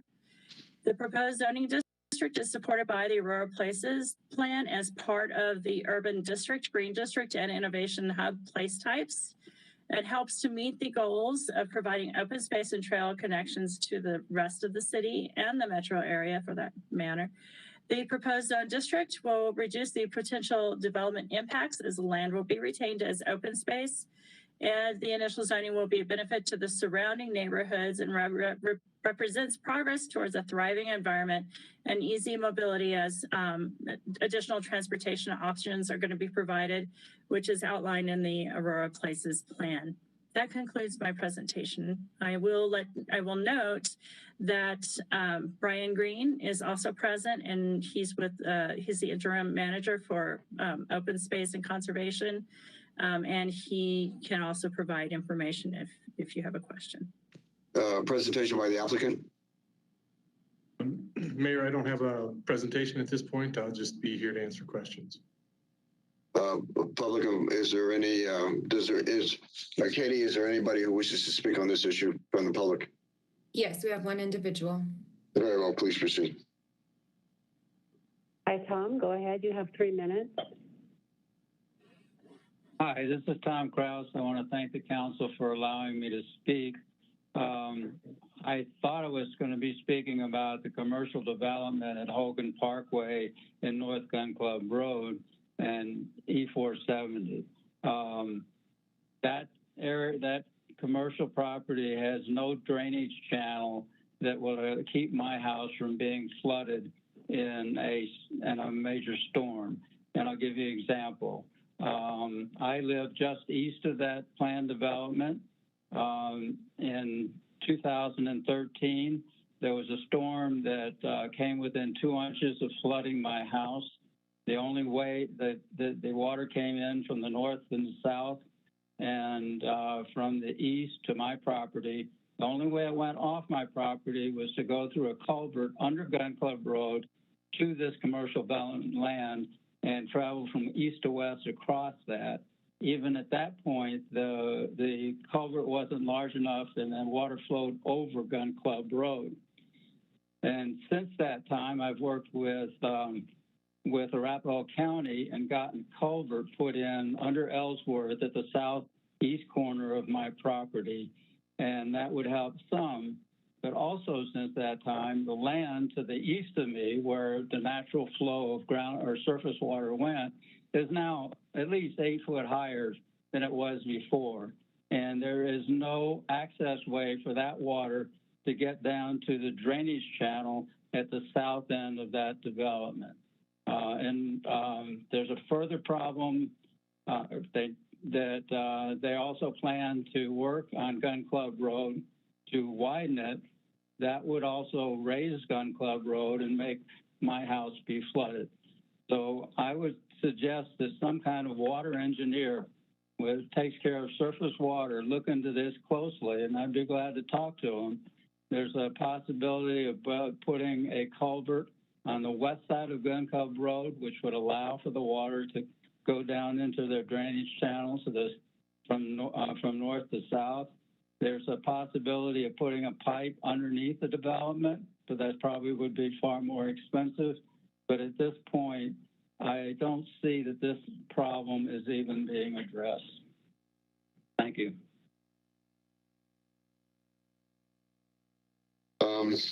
Questions of the applicant or staff?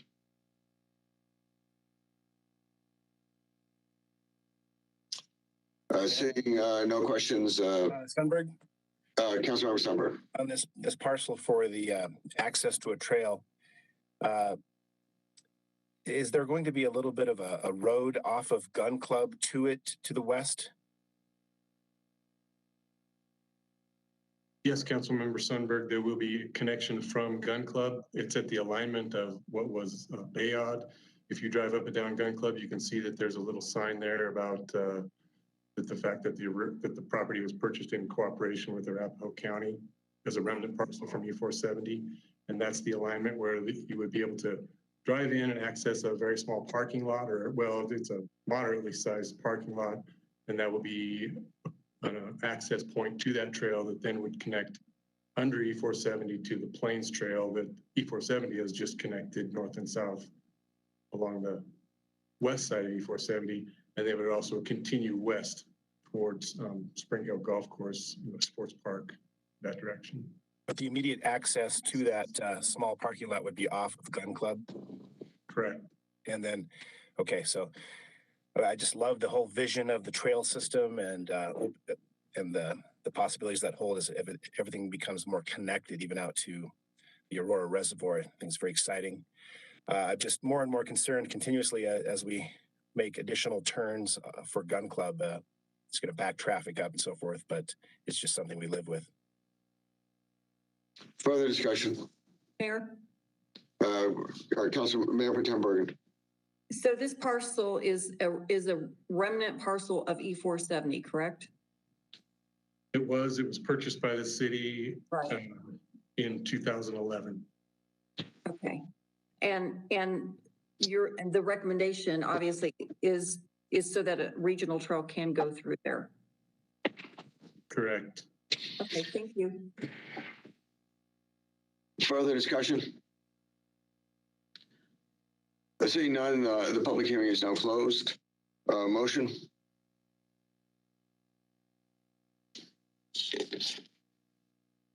Motion to approve 12B. It's been moved by Councilmember Medina. Seconded by Second, Murillo. by Councilmember Murillo to approve item number 12B. Any further discussion? Seeing none, the question before us is the adoption of item number 12B. Would the clerk please call the roll? Councilmember Coombs, Yes. Mayor Pro Tem Bergen. Yes. Councilmember Medina, Yes.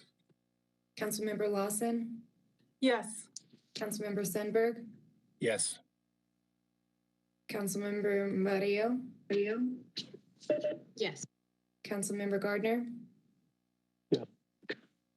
Councilmember Drinsky, Yes. Councilmember Zvonek, Yes. and Councilmember Marcano.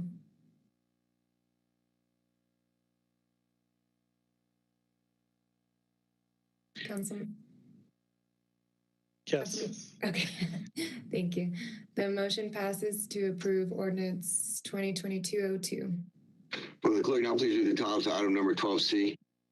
Item 12C is ordinance 2022-03, public hearing and consideration of an ordinance of the City Council of the City of Aurora, Colorado, zoning 128.97 acres of land, more or less generally located south of Stephen D. Hogan Parkway and east of the State Highway 30 within the County of Arapahoe, State of Colorado, to Parks and Open Space District and amending the zoning map accordingly. The public hearing is now open to item number 12C, presentation by staff. Thank you, Mayor. This initial zoning request is very similar to the other, and I alluded to in the last presentation. The request is to Parks and Open Space, and the applicant is the City of Aurora Pros Department. This site is located further to the west and is located south of Stephen D. Hogan Parkway in this crosshatched area here. And approximately comprises 129 acres, and it follows the Triple Creek corridor, and there is a trail that has been constructed, and so this is an opportunity to make it protected open space in perpetuity. The surrounding zone districts include Parks and Open Space, which is just further west, mixed use corridor, as well as mixed use regional to the north, where there is planned commercial and other types of uses, office. To the south, Airport District related to Buckley Air Force Base and a protected area to help mitigate the impacts of operations. And then to the east, there is also Parks and Open Space and an incorporated Arapahoe County. Once again, this is consistent with the urban green space place type. And the Planning Commission finding, and I won't read everything again, it just applies to the Triple Creek Trail Corridor, was that they would recommend approval to the City Council for this proposed initial zoning. That concludes my presentation. I'm available for questions. Questions of staff? Mayor? I'm sorry, Mayor Patel. Yes, thank you, Heather. That was Heather, right? Is that part? It's 129 acres, correct? Yes, that's correct. Mm-hmm.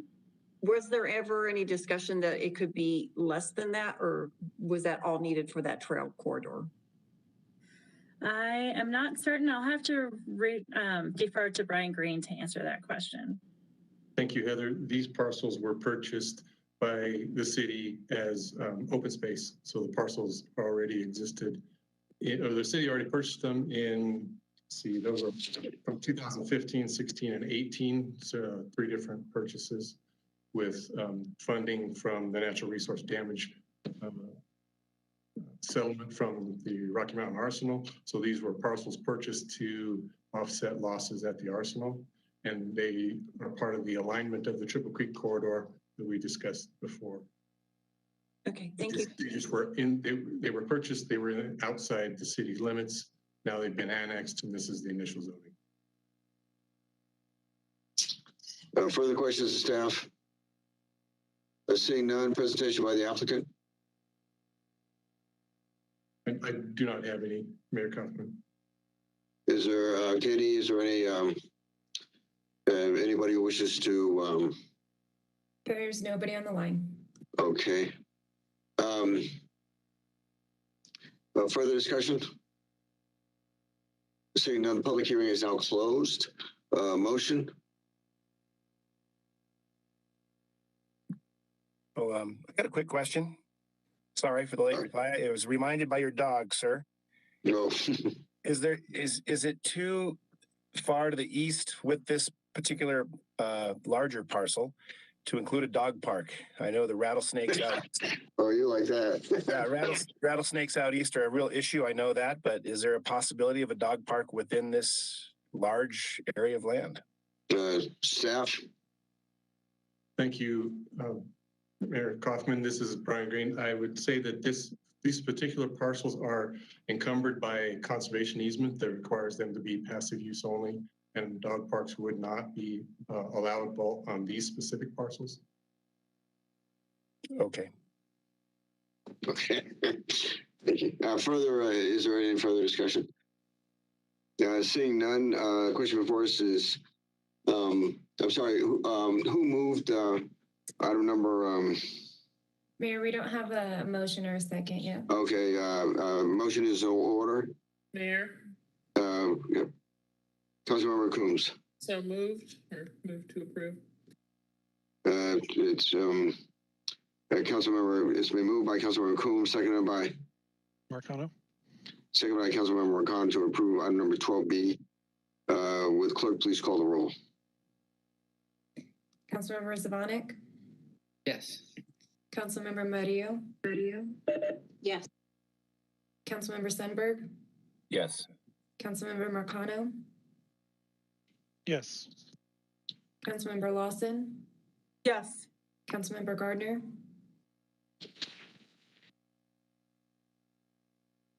Yeah. Mayor Pro Tem Bergen, Yes. Councilmember Medina, Yes.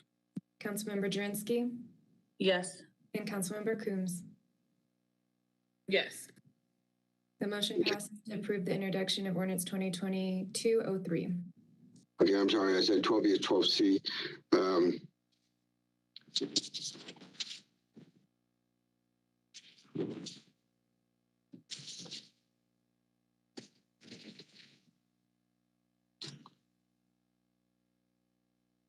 Clerk, now please read the title to item number 13A. Item 13A is a public hearing and appeal of the November 10th, 2021 appeal of the Planning Commission decision to approve the enclave at Saddle Rock site plan for 30 single-family detached dwelling units on 7.95 acres. This is the item that council approved the appellant presentation. So it would be a staff presentation, the applicant presentation, and then the appellant presentation. Well, and this is a public hearing, am I correct? Yes. Public hearing is now open. Presentation by staff. Good evening, Heather Lamboy, Planning and Development Services again. I don't have powers to share my screen. Adrian, can you please give me that opportunity? There it is. Thank you.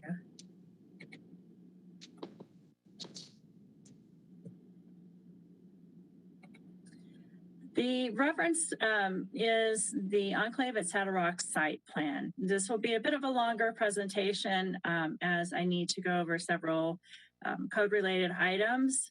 There will be my presentation, the appellant presentation, and then the applicant's presentation. The request is for an appeal with reference to an appeal of the Planning Commission's decision to approve a site plan at the Enclave at Saddle Rock for 30 single-family detached homes. The appellants are Bryce Anderson, Eric Games, James Matson, James and Lori McHale, Doug Potter, Lieutenant Colonel Fernando Rivera, Preston and Laura Stubbs, and Robert Uphoff, all of which spoke at the Planning Commission hearing. The existing zoning for that tract is the Saddle Rock planned development. A planned development, as you might already know, is really a site-specific zoning district. So the zoning standards are set forth by the planned development, and where a planned development is silent, then the Uniform Development Ordinance does apply. Our UDO zoning district standards do apply. The applicant did not request any adjustments with reference to the site plan, no adjustments to code. To orient you to the site, the crosshatch area is the site of what is currently owned by Cherry Creek, the Cherry Creek School District. Initially, this was planned to be a school, an elementary school, when the Saddle Rock development was laid out back in the early 2000s. Initially, also, the school site dedication included land across Ponderosa Trail here, which was later given to the Metro District to facilitate the development of the High Plains Trail. As you can see in the black cross hatching, this is the area of the planned development Saddle Rock Golf Club, Saddle Rock Golf Club North planned development, and it is surrounded by more of Saddle Rock as well as to the east. The Southlands Mall is located north of Smoky Hill Road, and then to the south and east is the both the Forest Trace and the Talons Reach developments across E470. I'm going to take you through the site just so that you can be oriented in case you didn't get the opportunity to go out there.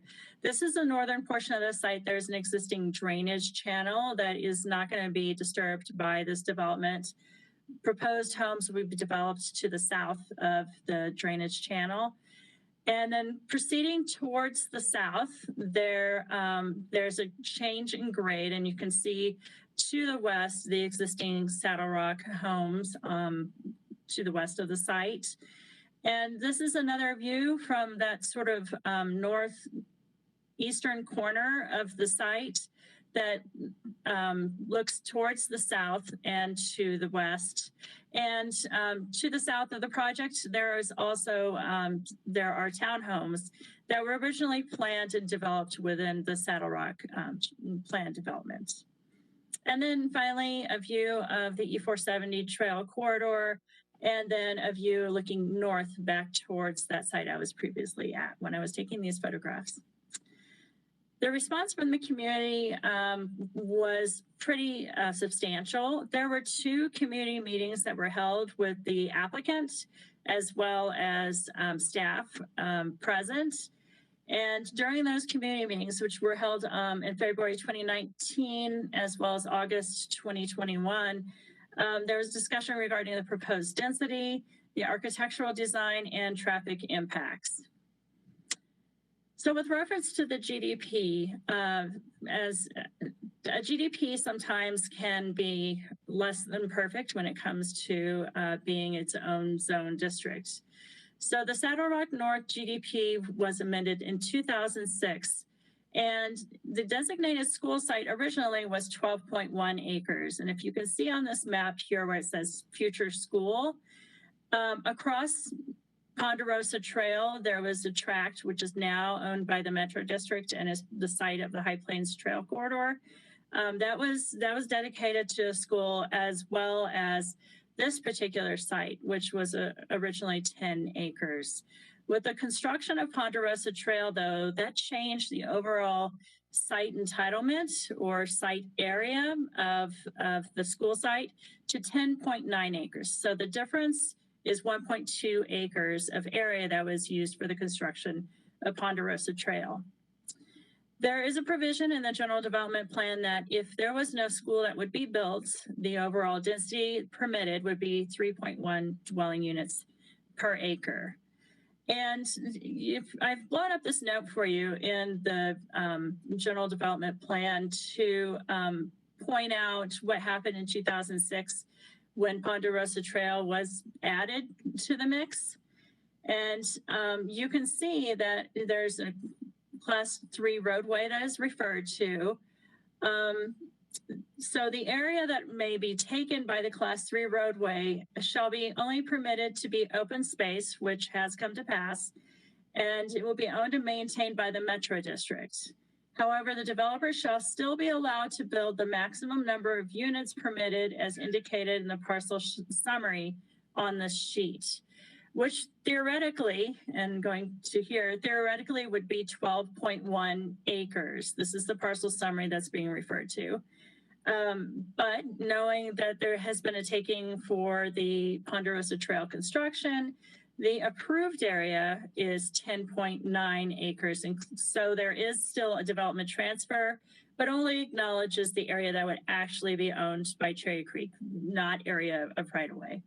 And so the overall number of units that would be permitted if you scan across for 3.1 dwelling units per acre times 10.9 acres is 33 dwelling units of overall entitlement. And that is what staff found and presented to the Planning Commission as the entitlement for this particular site. The area of the site plan, you know, having taken away the High Plains Trail, the area of the site now with the right-of-way that hasn't since been dedicated is 7.95 acres. And this is an illustration of the site plan. The applicant is going to be going into much more detail than I'm going to go into here, but you can see it's basically a loop lane with a cul-de-sac, and there will be a connection to the High Plains Trail. So the Planning Commission finding for approval included identifying this as a primary land use in the established neighborhoods place type in the Aurora Places plan, as well as meeting the housing for all principle. There's capacity within existing city infrastructure to accommodate the development. The proposal is compatible with the surrounding uses and complies with the GDP standards, and adverse impacts have been mitigated. So there's a couple of options that the council can do this evening. So with reference to the appeal, these are the questions that you'll need to think about going forward. Do you wish to support the Planning Commission approval, overturn the Planning Commission decision and to deny the project outright, or approve an alternate site plan? It's my understanding that in the applicant presentation, there will be some ideas that will be presented as to how to address some of the appellant concerns, but I will leave that to the applicant to explain. That concludes my presentation. I'm happy to answer any questions. Okay, thank you. Questions of staff? Mayor? Mayor Pro Tem. Yes, thank you, Heather. You know, it gets really confusing on the acreage, but going back to the original GDP, I think was in 1987, and then there was there an amendment that followed that? So there's been a lot of things that have happened over the years, but the original GDP was the Pine Ridge Ranch GDP. And carved out of that Pine Ridge Ranch GDP includes Saddle Rock as well as Heritage Eagle Bend. So Saddle Rock was then, the Saddle Rock GDP we know today was done back in the early 2000s, and therefore it was excluded from the Pine Ridge Ranch GDP. Same for Heritage Eagle Bend. Okay. So this version is in the early 2000s is the original GDP.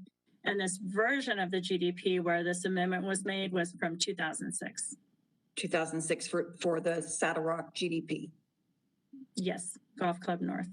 And you said in terms of how it was zoned, because it was originally zoned, I forget my notes here, but Saddle Rock Plan Development, but it was zoned to allow a school to be built or in lieu of a school, single family.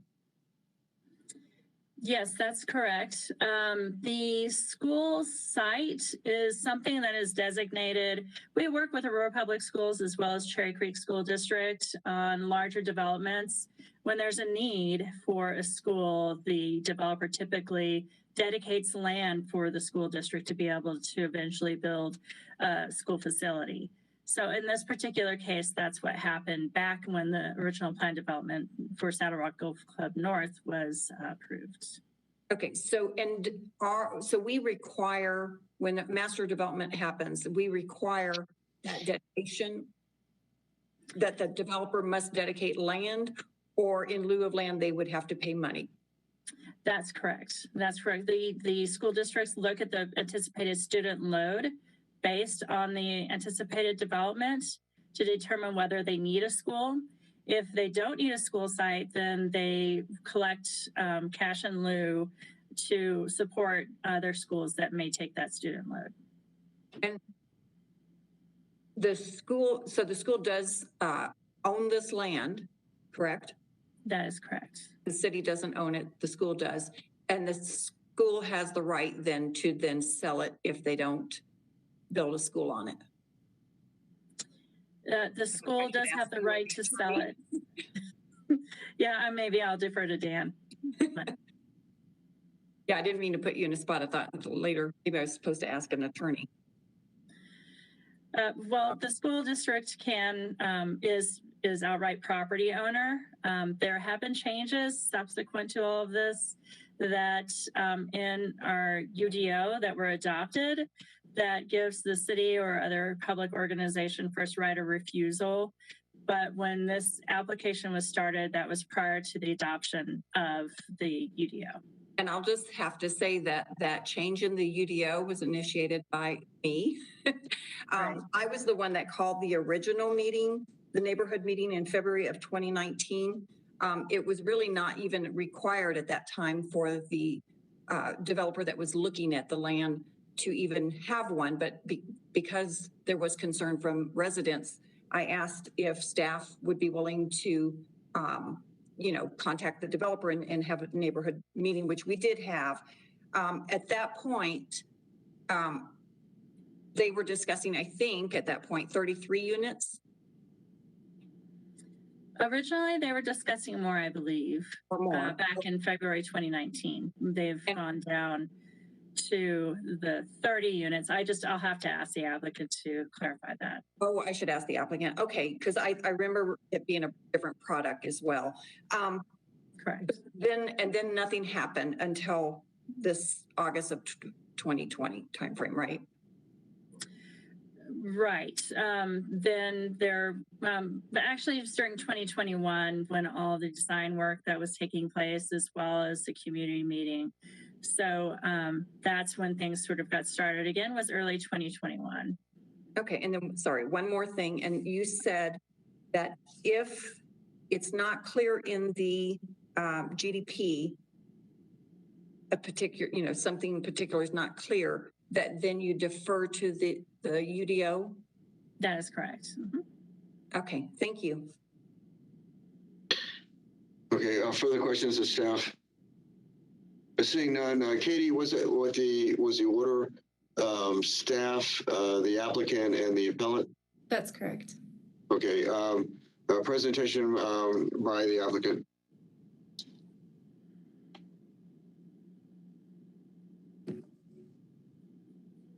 Good evening, everyone. My name is Julie Gamick, and I am with THK Associates. I'm here on behalf of the applicant, Jeff Babbitt, and GB Capital, as well as Jay Garcia with Thrive Home Builders. All of us are here to answer questions. Heather, would you mind sharing your screen one more time for me, please? I was quickly typing that I need to share. I'm asking for permissions to do so. So there we go. And I will get to, just tell me when you're ready to, change slides when you want to. Great. So again, thank you everyone for allowing us to present this evening. We appreciate the opportunity. Next slide. So again, as Heather went over, I'll just quickly move through these. The GDP was done in 2006. Next slide. As she pointed out, this note referencing the future schools or single family detached moderate indication on the GDP for the parcel. We just wanted to point out that the last sentence of this note says that the developer shall be allowed to build the maximum number of units. We didn't interpret that to be based on the density. We interpreted that to physically be the number of units permitted and indicated in the parcel summary sheet. Next slide, please. As you can see on this parcel summary sheet, as you scroll across from left to right on the non-residential school site and then down on the number of units approved, we interpreted that to mean that the GDP did in fact allow for 33 units. Next slide, please. In discussing with both city staff and with the several community meetings we had, we went into the city with our site plan proposing a total of 30 lots. We were meeting the 15-foot rear setbacks and 5-foot side setbacks as defined in the SFD moderate regulations, as well as in the Saddle Rock design guidelines. Next slide, please. As Heather mentioned, and as I'm sure the community will let you know, we had several points of interaction, including the Planning and Zoning Commission. Some of the community input that we received was that there were too many units in total on the property, that the building envelopes were too close to existing houses, and there were concerns with the setbacks being provided, that lots should be a 1-to-1 ratio with the adjacent existing lots. And what I mean by that is if you we're an existing homeowner, your one lot should only border one lot behind you. That no buffering was being shown or provided, that the lots being proposed were smaller than adjacent existing lots, that the neighborhood adds additional traffic to already dangerous road on Ponderosa Trail. So the developer and Thrive, the home builder, worked really hard and worked together to consider this community input. Again, we feel like the GDP allows for 33 lots. We came to the city with 30. The Planning and Zoning Commission approved the plan with 30 lots. However, we went back to the drawing board, made some modifications to our plan, which included, oh, next slide, please, Heather. Which includes removing 3 lots, taking us down to a total of 27 proposed lots. The image on the left with the red hatching, you can see where those 3 lots were removed. This did a couple of things. It allowed for larger lot sizes on that west side, being more in line with the proposed, making the proposed more in line with the existing neighbors to the west. We're proposing that we increase the rear setback to 25 foot. And you can see that those lots are shaded in the blue and primarily go along that entire west side. We feel like this addresses some of the concerns the neighbors had about the potential for the new homes to be too close to them. We are looking at adding 10-foot side setbacks as opposed to the 5-foot. Again, on those west side lots, one of the neighbors' concerns was that the houses were too close together and it wasn't in line with what was existing. And then we'll work together to install additional landscape enhancements and fencing along that western boundary. Several of the neighbors did have concerns along the northern lots as well, being adjacent to existing homes. The buffer that's there, the drainage that's there, varies between 50 and 80 feet. We're not touching it, we're not removing the trees in it, so we did not increase the setbacks in those locations. Next slide. Also, in relation to the High Plains Trail and to the concerns we've heard about traffic calming, we are including a flashing pedestrian light at the trail crossing of Ponderosa as well as the crosswalk. And we certainly support any additional traffic calming devices that the city chooses to pursue. But all that this project is proposing is the flashing pedestrian light. Next slide. Jeff, is there anything you want to add to that while we're on this topic before we move to giving Thrive an opportunity to introduce themselves? No, thank you, Julie. That was a very good presentation. Thrive, go ahead, Jay. Okay, great. Well, good evening, council members. Thank you for having me. My name is Jay Garcia. I'm with Thrive Home Builders. And I do promise to be brief tonight. I know it's been a long agenda and there's still a lot of items on it. I just wanted to kind of, I'll try and talk fast. I'm not usually a fast talker, but I wanted to give you guys some background on who we are as a home builder and also just some context of the project. So next slide, please. First of all, we really pride ourselves in being a high quality home builder. These are kind of our 3 legs of the stool at the bottom of the slide here. We are efficient, healthy, and local. That's kind of our brand and who we are. Next slide. This is just kind of a rendering showing a preview of the enclave at Saddle Rock. Next slide. And again, this is our sort of our niche, innovation in energy efficiency and healthy homes. That's what we've branded ourselves as. Next slide. As far as efficient goes, we definitely have a long history of really pushing the envelope for innovation in energy efficiency and sustainability in home building. It's also critical to us that we don't just say that we do that, but we actually have our performance, verified through an independent third-party entity. Next slide. This is just some of the entities that we've worked with. We've definitely won numerous awards over the years from national programs as well as local entities. But this shows, the Department of Energy, the U.S. Green Building Council, Energy Star. We actually won an award for architectural design in Talon's Reach here in Aurora a few years ago. So next slide, please. We also build to a healthier standard. When you build such a tight building envelope as we do, it really becomes critically important to ventilate the air within the envelope. Next slide.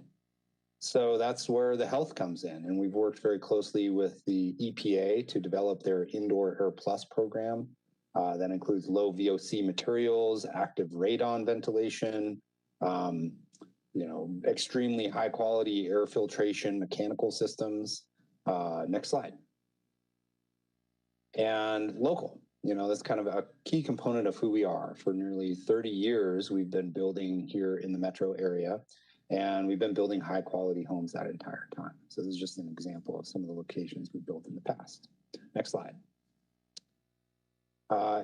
We live in our communities. We contribute to local philanthropic organizations and charities, and we really love being a local Colorado builder. Nothing against national builders, but we are a local builder and a smaller builder. Next slide. So with that being said, I just wanted to provide a little bit of background and context of what we do and what zero energy means. This slide kind of shows what we feel is the future of housing today. Healthy environment, increased comfort, ultra efficient and energy efficiency, quality construction, durability, and just overall resiliency. Next slide. I could really go into detail on this one, but I think it's more important to just kind of show you that there has been an evolution of over time of energy efficiency and how that's been monitored, and basically the code that's been evolved through that process. Next slide. But this is just an example of the third-party verification data that I was referencing before. The actual, oops, sorry, could you go back one, Heather? The list, oh, shoot. Well, that didn't I think the translation didn't work very well. No worries. This particular one, sorry. It's just a list of the number of homes that have been built over time, and at the top of the list is Thrive Home Builders. So I'm happy to provide that at a later date.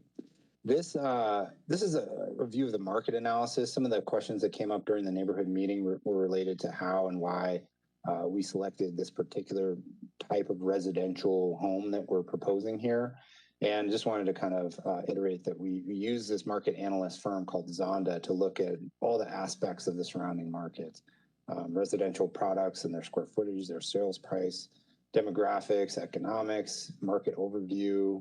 The next slide shows kind of just some of the data that was included in this analysis. It was a 30-page document that we hired this firm to produce and really help us understand the new and resale competitive market that's out there. Next slide. And this is kind of, just more of the same information. And if you go to the next slide, it shows you just what we kind of ended up coming up with. So some of that's a little bit jumbled up there in the upper left-hand corner. I think it was just taking it from a PDF to a PowerPoint slide, but this gives a representation of the 6 architectural elevations that we would be proposing, 18 total different color schemes, and it does warrant noting that we have not yet received approval from the DRC. We've had a preliminary review with that design review committee, but Saddle Rock DRC would need to, and we're committed to work with them to get these approved, but we did get some good preliminary feedback. So the next few slides, if you want to cycle through them, Heather, just kind of show. This is the 3-car garage front load. The next slide is just the different version of that. That first one was a Craftsman. This one's a bungalow. The next slide is a different version of a 3-car garage with a side load. And the next slide is the bungalow version. And then the 2-car Craftsman. And then the last slide kind of showing the Craftsman or bungalow version of that. And then to go forward, one more slide is just to reiterate the 6. Oh, sorry, I guess there's a couple more. Going one more. Yeah, that's the 2-car. So this shows just the 6 different elevations. And if you cycle forward one more slide, this shows the example excerpt from what we would get approved through the city of Aurora and their staff planning department. Just kind of an example, typical landscape plan. This kind of got a little jumbled up with the translation as well. This is an interior lot as it shows there on the bottom. If you can imagine an actual 10-foot additional setback to the rear there with more enhanced landscaping for the lots that are on the western side of the project.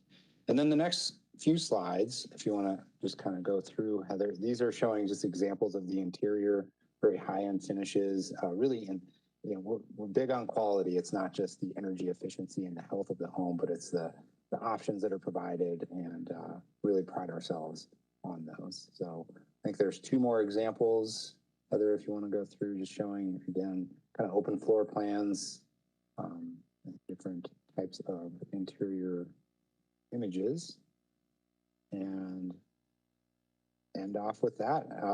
This is again just kind of a perspective rendering in the street view. And the last slide is just if there are any questions. We're very excited about this project. We built in Talon's Reach several years ago, more recently in the Aurora filing of Stapleton, and we're excited to be a part of this Outer Rock community. So thank you.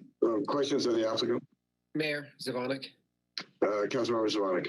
I just want to make sure that thanks for the presentation, very thorough. I just want to make sure I'm just keeping track of the numbers correctly. So the original GDP would have allowed for 33 homes. You went to planning and commission and got approved for 30, but you're saying that based on feedback you're getting from the residents, you're looking at 27. So you're potentially a 20% reduction in overall units that you're looking at developing, which seems like a pretty sizable amount, especially given the relative small number of units you have to begin with. But am I correct? That's the math? Yes, that's correct. We went from 33 to 30, and now this current proposal is offering 27. That's correct. Okay. And I assume, and that I'm asking this, I guess, of staff, that with this, because does it have to go back to planning and the planning and zoning, given that they were approved for 30, or is it up to 30? I don't know how that works. I'm just asking for clarification purposes. You're correct in pointing out that the Planning and Zoning Commission did approve 30. It is the council's ability and prerogative to modify that approval if it so wishes. Got it. Okay. Thank you. That's all I have, Mayor. Further questions of the applicant? Mayor Protem? Yes, thank you for the presentation. Couple questions. What's the square footage of these homes? Like average, I guess. So these are, as you can see, ranch style homes. So the actual finished first floor square footage would range between 1,800 to 2,000 square feet. But there are options to finish the basement, and the target market and the market analysis that we procured indicate that most of these people would finish the basements. And that's a significant increase to the square footage. It could increase to, with the optional square footage, up to 34 to 3,600 square feet. 34 to 36? Correct. Yeah, I mean, I live in the area, so I know almost everybody has a finished basement around here. Right. And then what about lot sizes? Julie, could you help with that? Yep, I will take that one.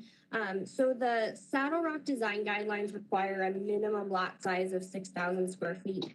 We do have some smaller lots in the community, primarily kind of on the interior area and some on that northern edge. Based on community concerns, we did try to increase. So I think right now we're at about 50% that are over 9,000 square feet, and many of them are in the 10 or 11,000 square foot range. Especially those ones kind of bordering the western side. We made an effort to be more contiguous with the existing homes. We looked at the plat map for the existing homes, and for the most part, they're in the mid 10,000s. There is one lot along that western boundary that's at like 7,900 square feet, and a couple that are at 9, but for the most part, the existing homes are all in the mid 10,000 square feet. Okay, so what this new proposal is doing is reducing it from 30 that went to Planning Commission to 27. I just want to make sure I have my facts right. The 25 or the setback on the rear, which abuts the homeowners on that whatever west side, was 10 feet, and it's now a 25-foot rear setback. Yes, on some of the lots. Hey, Heather, could you scroll back and slide bring it back to the image that has the 3 colored hatches of the site plan?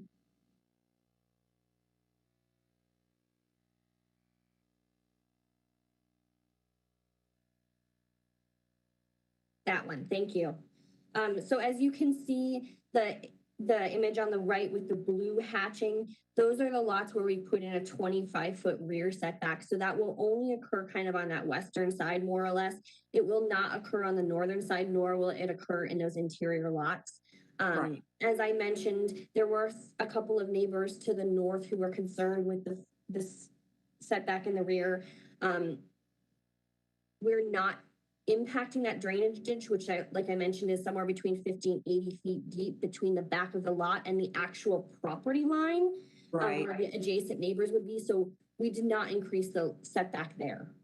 Okay, and you said on that particular side that you will not be removing any trees or shrubs? We're not removing any trees. We're not doing any grading at all on that drainage. We kind of, our proposed grading ends basically at the proposed lot line. So the vegetation that exists today will remain in place. Okay, and then the side setbacks, instead of being 5 feet, has changed to 10 on certain ones? Yep, and that would be the green image in the middle. So again, on those lots that are on the western side, we've increased the envelope to have 10-foot side setbacks. And a lot of that is just based on the ability to do so because we've made the lots larger. As I mentioned, one of the neighbors brought up the consistency with them having the wider side setbacks. Okay, and then all of these are ranch? There's no two-story homes? Correct. Okay, and that didn't change, I guess, right? No, that we've always, since Thrive has been a part of the team, it has always been proposed to be 100% ranch homes. Okay, because I think the original design back in 2018, 19, whatever year that was, might have been different. Okay, and then you said you would put in the flashing pedestrian light at the trail crossing. Correct, and that has always been proposed on the site plans. Okay. So that's not a new feature. Okay, and I know that there were a lot of concerns about traffic, but as you mentioned, we would have, as the city, would have to look at doing maybe some traffic calming. Yes. And just for council's information, the neighbors obviously know their streets really well. They said that there's a lot of accidents. It is a very broad, hard to see curve with in and out traffic. Having these homes is a considerable reduction in traffic numbers versus having a school. It's similar to what you guys heard earlier, where residential versus commercial is a similar argument to residential versus a school. Right. You have kind of those permanent 1 or 2 morning trips and permanent 1 or 2 afternoon trips for each home, but you don't have 500 or 600 kids plus staff coming and going also. So the overall trips to the site would be less than a school would provide. And we did provide a traffic letter to the city as part of our application materials. And in this new plan that was proposed, and the neighbors have seen this? I'll let Jeff talk to that a little bit. Yes, they have seen it, is my understanding. Jeff?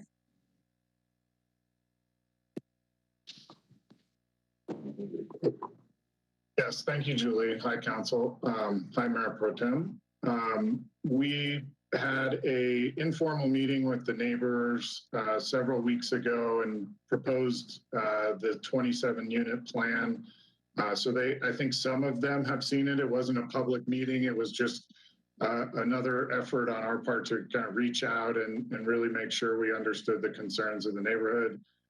So I believe they have seen this plan.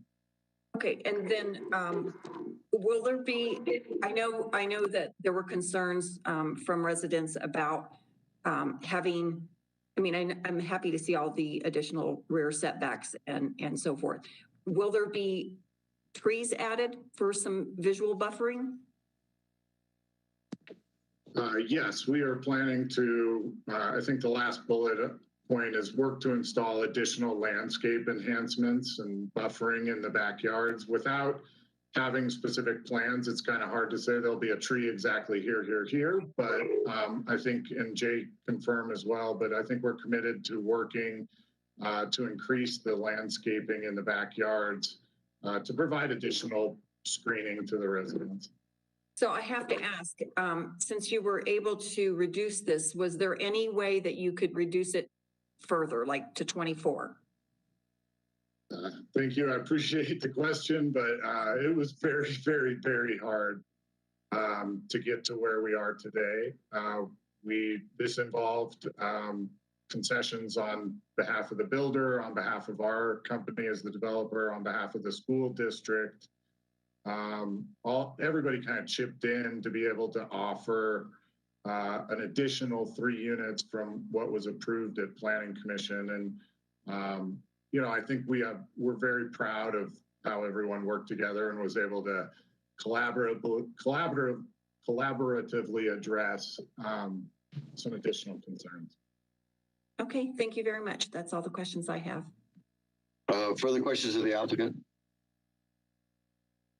Seeing no further questions, thank you very much. We'll now go to a presentation by the appellate. Good evening, City Council. Thank you very much for allowing us to present our appeal this evening. Just to answer one of the quick questions that just came up during that last discussion is that we have seen a 27 home design. It was not that 27 home design, that they have made some pretty significant changes, and I'd like to point those out at the end of my presentation. So I'm going to try to share. I'm not well versed in WebEx, so I'm going to try it, and if you guys can let me know if this works okay. This is my PowerPoint presentation. I'll put it in presentation mode. Are you seeing the slides okay? We are, Jim. Okay, great. So you guys already know this is an application. And one of the things I want to let you know where this is going to end up is I believe the city has a big decision to make here based on the density that's in here. And I think, given the events that just happened in Boulder County a couple of weeks ago, I think we want to make sure we're very in line with the city regulations and the density that's allowed here so we don't end up with another terrible situation that creates lots of liability for the city. We obviously have a stake in this as well as the residents. The first thing I want to present is, as you all know, the UDO, I've been through that extensively. One thing I want to point out also is that I'm not a member of the Metro District or the HOA. I am merely a community organizer here, worked with a lot of the neighbors. We have, looked through these things extensively. There are small business owners in our neighborhood. People know how difficult it is to do development. And we are all about making sure that the development here gets done properly. We're not anti-development. We just want to make sure it's done in line with city regulations and the surrounding area that is compatible with the surrounding area, which actually is also a city regulation. So it says here that the application needs to abide by prior decisions affecting this property. I'm glad we're all using the same documentation. So this is a prior decision that affects this property. It's actually the Saddle Rock Golf Club Community Development Guidelines that was actually established in 1994. It still governs this property. It's part of the special district, as Heather mentioned. The only thing I want to point out here is that the maximum allowable density for single-family detached moderate is 4.4 dwelling units per acre. You'll see that in the presentation a little bit later on. That is the absolute maximum according to the design guidelines. Next, I'm going to show some things from the same documentation that you've seen before that Heather and the developer have both used. I'm going to point out some other things, though, that they didn't actually highlight that are also in this document. First thing I want to do is give a little bit of background. So back in 1996, when the GDP was being approved, just as happens when any application comes through, it goes through various city departments for comment. Here's a comment from staff that says that the proposed density for the school site should be reduced from 3.5 to 3.1 dwelling units per acre. Therefore, no more than 31 dwelling units can be constructed on 10 acres. Pretty clear that what the city staff was intending there. Okay, next, the developer at the time came back and said, okay, we can reduce the density permitted on that site from 3.5 to 3.1 dwelling units. That's perfectly fine. It was okay to them. So then it goes forward to the Planning Commission in September of 1996. No actual mention of the school property there. They used both of those documents as supporting documents in the presentation. It was approved without any dissenting votes in September of 1996. So move forward to then the public hearing on the 14th of October, 1996, the GDP amendment hearing. This is the supporting documentation that was given to the city council actually provided to the public It says here the school site being shown as potential development should be single family detached moderate at 3.1 dwelling units per acre in the event a school is not built. Pretty clear.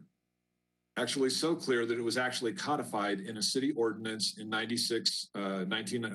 city ordinance number 96-51.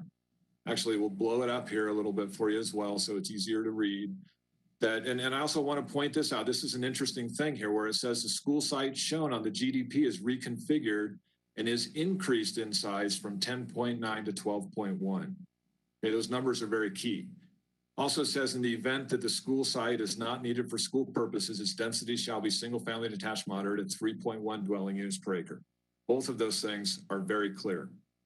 Actually, they're so clear that when this property was first put on offer by the school district back in 2016, there are actually 3 properties that the school district put out on offer.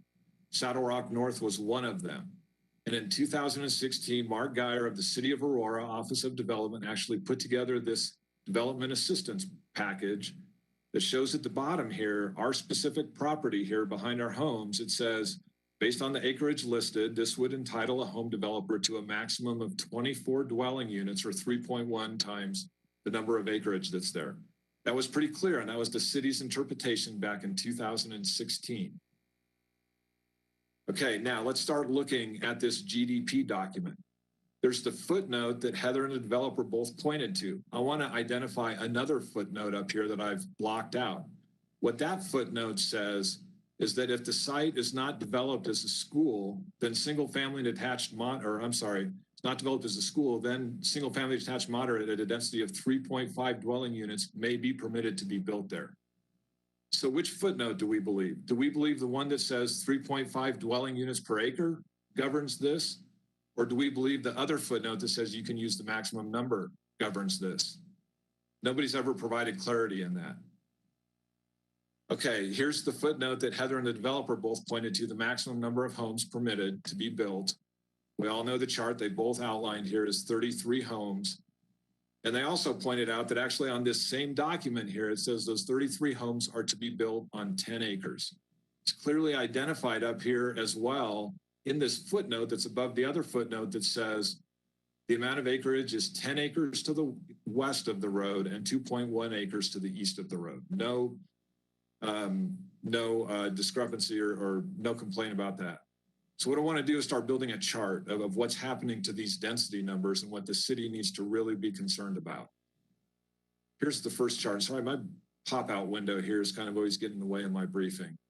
The ordinance 96-51 said 3.1 dwelling units per acre. That was very clear. 31 homes can go on 10 acres. The GDP amendment footnote that they're pointing to says a maximum of 33 homes on that same 10 acres is a density of 3.3. That's an increase of 6.5%. That's not a huge deal. As Councilmember Zvonek mentioned earlier, 20% is a sizable difference. 6.55%, not that sizable. But we all know that property is not 10 acres. That property is only 8 acres. This is actually the developer's survey of the property. They say 8 acres more or less. The city says 7.95 acres. We're willing to grant that it's 8 acres more or less. See what happens to the density there. 30 homes on 8 acres is now 3.8 dwelling units per acre. That's a 23% increase from the 3.1 that was in the city ordinance. According to the council member, that is a sizable difference. City maximum recommendation is actually 33 homes on those 8 acres, which is actually an increase or a density now 4.1 dwelling units per acre, which is a 32% increase over what's in the ordinance.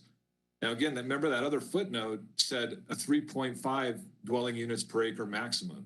Those are both in excess of that 3.5 dwelling unit number. But I want to propose also, it's not even 8 acres that they're using to develop this property. If you look at the various tracts, they pointed out that tract A is actually for drainage and has setback requirements it's not able to be built on. That property cannot be used for any dwellings. Tract F is also a property that's used for drainage and has a pond there and has various requirements associated with it. So I'm proposing that we need to subtract out those 2 tracts from the overall acreage on that property. And in actuality, there's only 6.7 acres of actual buildable property on that land. Now, she went back and looked through the UDO 146-421 that actually governs how you compute density, and those tracts should be excluded from the density calculation.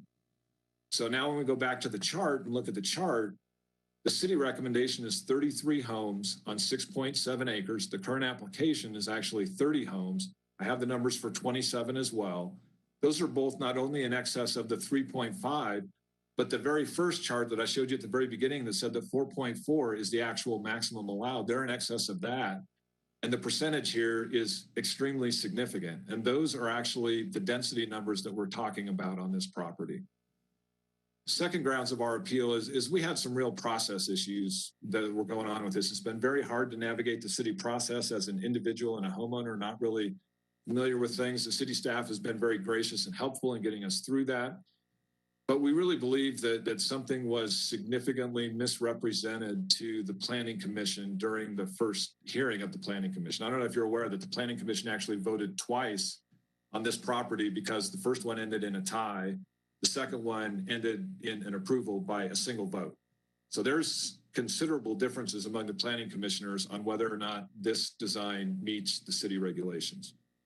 So at issue, and what I highlighted here is, evidence of bad faith and interactions with, the city staff or others, or misleading statements in a public hearing.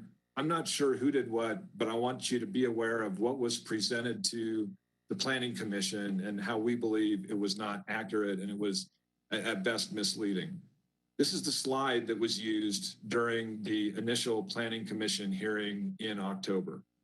You'll see the bullets here. It says the architectural design was reviewed by the Saddle Rock Design Review Committee on the 7th of October. I have asked our Metro District for minutes of that meeting where the design review took place.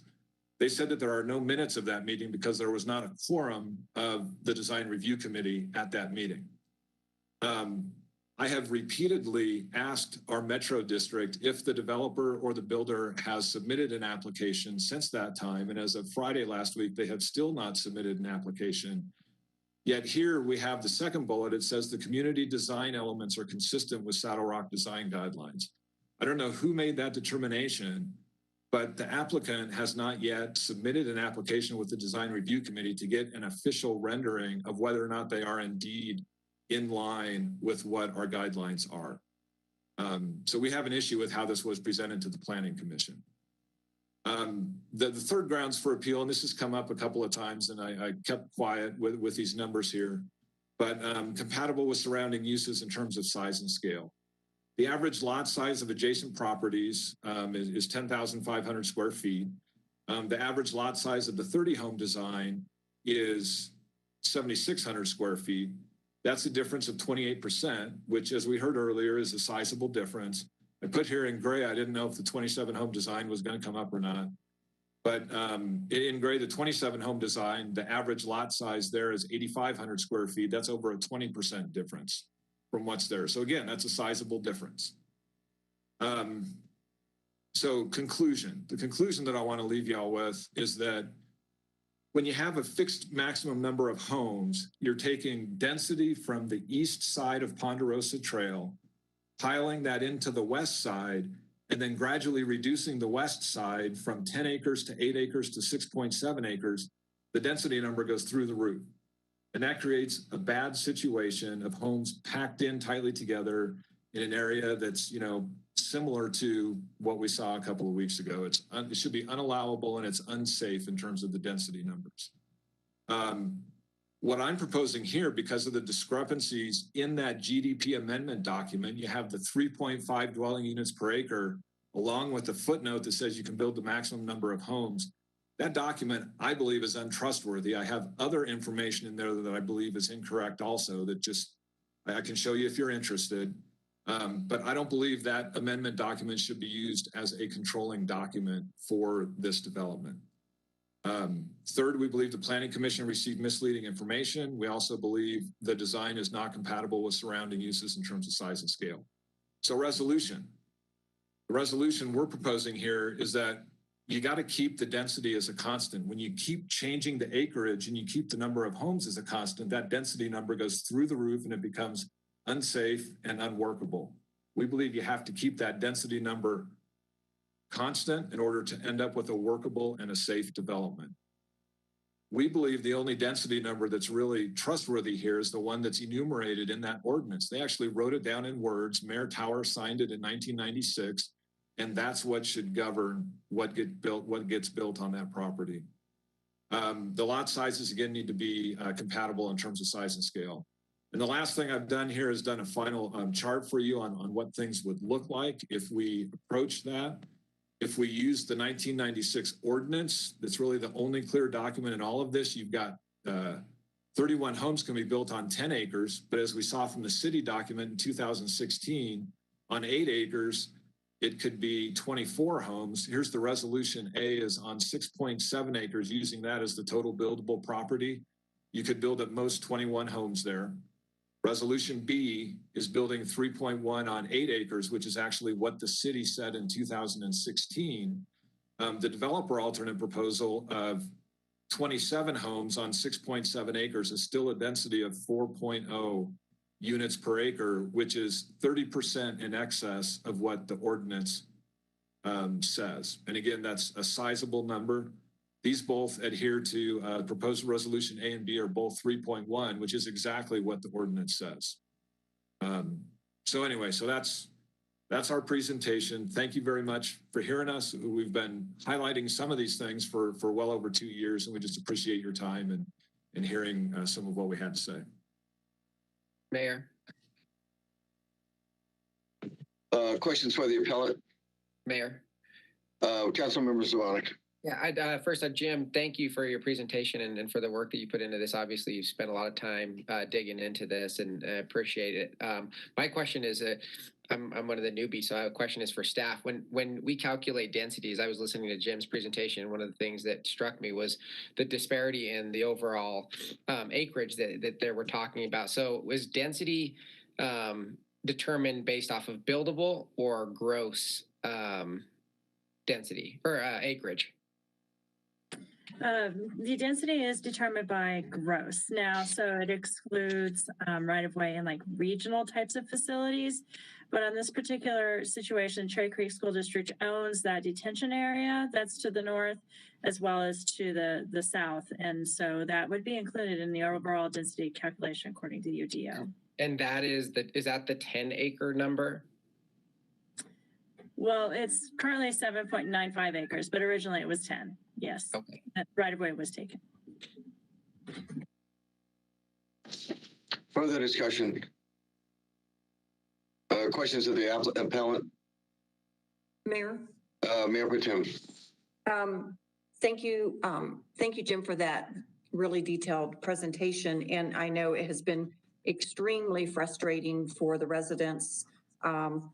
Starting with the fact that people thought a school was going to go there, and I had no idea that it could end up in a situation where they would sell their property, but they do have the right to do that. You provided so many details. I think it gets a little bit confusing, but you're contending that it should be built on 8 acres or less. So our contention was that the 6.7 acre number should be used. What Heather said is that the gross number's there. I would like to talk with the planning department about how to interpret the UDO that governs that, because I read it. There are 7 different categories of land that should either be included or excluded in density calculations. One of the exclusions is floodplain or publicly owned land. I believe that both of these tracts of land that I identified are not going to be privately owned after this development is built. They're going to be maintained by either the district or the city. And again, I don't think that they should be used. We didn't exclude the roads and the parking areas. And there's a little pocket park in there. And those things are all still included in that 6.7 acres. But I think that the 8 acres should not be the number that's used. It should be a little bit less than that. Okay, and can I ask a question of staff again? Please proceed. So when the Planning Commission approved 30, well, first of all, back up. When it was originally said to be 33 could go on it, what was that based on? The 33 dwelling units were based on the 10.9 acres originally entitled times 3.1. Okay, As so set help, forth in help that me with that. Originally entitled. That's correct. According to the density transfer from the open space adjacent to E470. So did the entitlement change legally? It has not changed. No amendment has been made to the GDP. So is it still, I guess I'm confused. Is it still 10.9 acres then that's entitled? So it's 7.95 acres is the site that's owned by Cherry Creek School District. Right. The reference Mr. Mattson makes to, the areas that are for public benefit or ownership relate to areas that are like parks and so on that are dedicated to the jurisdiction. In this particular case, it will continue to be owned by and maintained by the homeowners association that is associated with the development. Okay. Can I ask an attorney a question? Please. Okay. Since it was originally entitled for 10.9 acres, and now we're talking about 7.95, Planning Commission approved 30. Like, I'm trying to figure out what was legal. So, Mayor Pro Tem, what is legal? So that the GDP is a zoning document, and it was done actually back in 1995, 1996. And it was an amendment from a 1993. This was annexed back in 93. And I'm going to share my screen, and I'm going to show you what some inconsistencies are. So there are two inconsistencies. One is dwelling units per acre, and that's what Mr. Mattson has made for his argument. The other is an entitlement of saying that the school district has 10.9 acres to 12.1 acres, and they have a right to build the maximum, which is 33. So there are inconsistencies on the GDP, on the general development plan. And this is one of the issues that we get into with general development plans that are over 20 some years old, in the sense that the land around it changes. And then we're kind of stuck with trying to interpret. So I'm going to share with you, if I can find this share. There you go. The actual and share.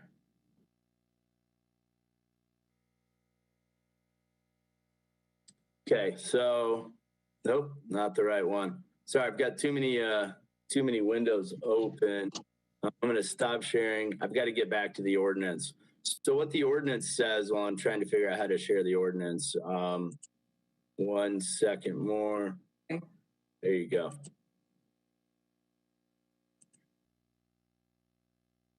Okay, so here's the ordinance, if you can see it. And what Mr. Mattson is talking about is sub area C.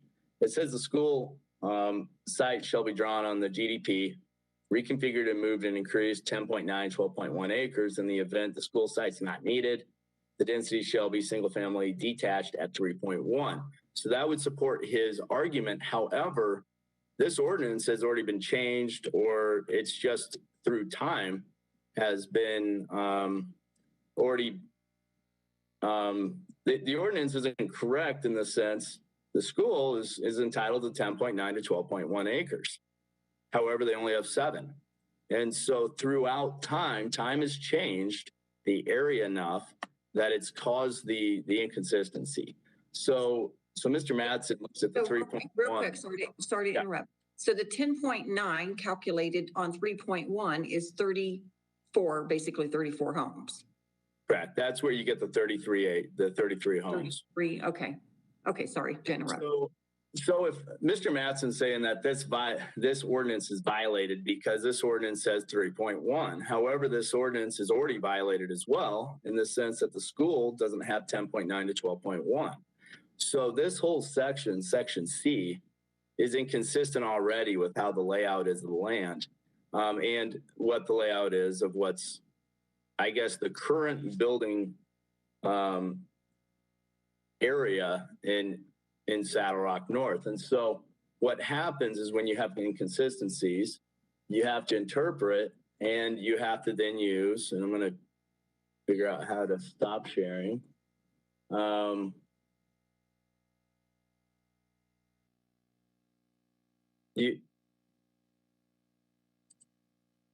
There you go. When there are inconsistencies in the GDP, so there are multiple inconsistencies in the GDP. And again, this is a 95-96 GDP. When there's multiple inconsistencies, then you have to interpret. And in order to interpret, you go to code, which is the UDO right now. And what does the UDO allow? Right now, with all of this, the standard lot sizes are generally 6,000 square feet on up. And that's pretty general with most jurisdictions. In this area, which is sub-area C, it actually allows 4,500, so 4,500 square foot lots. It's called small lots. And council approved small lots a couple of years ago with the passing of the UDO. And that's to enable, I guess, more homes. The area needs housing, and so they agreed to small lots. Now, as you heard Mr. Mattson say, the Saddle Rock community only allows 6,000 square feet in their, I guess, their design standards. And so 6,000 square feet on up would be very consistent with the UDO. So how I would advise in any type of legal determination of this is one, as a council, you have to decide, are you going with the 33, which 30 would fit, 27 would fit, or are you going with the 24? And that's off the 3.1 dwelling units per acre. And again, there's inconsistencies in the GDP, so then we resort to the UDO, which this would be allowed in the UDO, both the 27 and the 30 would be allowed in the UDO. 6,000 on up square, 6,000 square foot lots on up are very consistent with most lots that are in the city of Aurora. Mayor, if I can respond to that, please, I think I can clear up some of the confusion. If I can share my screen again, please. Because I believe that the inconsistency is solely within the GDP amendment document and not within the city ordinance that Mr. Money was just showing. And I have a slide specifically addressing that. Here's what I think happened and where the issues come up. This is in my backup slides. I wasn't sure if I was going to need to show it or not, but here it is. So what I've done right here is I have transposed the city ordinance wording onto the GDP amendment. The first sentence of this city ordinance, which I think is clear, it says GDP reconfigured and moved and increased in size from 10.9 acres to 12.1. The school site is supposed to increase in size from 10.9 to 12.1. Somebody transposed those numbers and got it wrong. Instead of the proposed number being 10.9 and the approved number being 12.1, they flipped them, they swapped them. So because of that, you know, it's not just some random numbers there. Those are random, those are numbers that were specifically identified in the ordinance. I think somebody swapped them and accidentally got them backwards. So because of that, because of the other footnote that I showed that showed really the density is 3.5 dwelling units, and then the maximum number in the other footnote, there are so many inconsistencies in this parcel summary document or the GDP amendment document. I think that document is untrustworthy and should be invalidated. And the ordinance is very clear and very specific, and that's actually what should govern what happens on that property.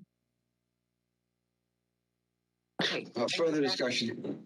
If I could go back to the attorney. Mayor Pro Tem.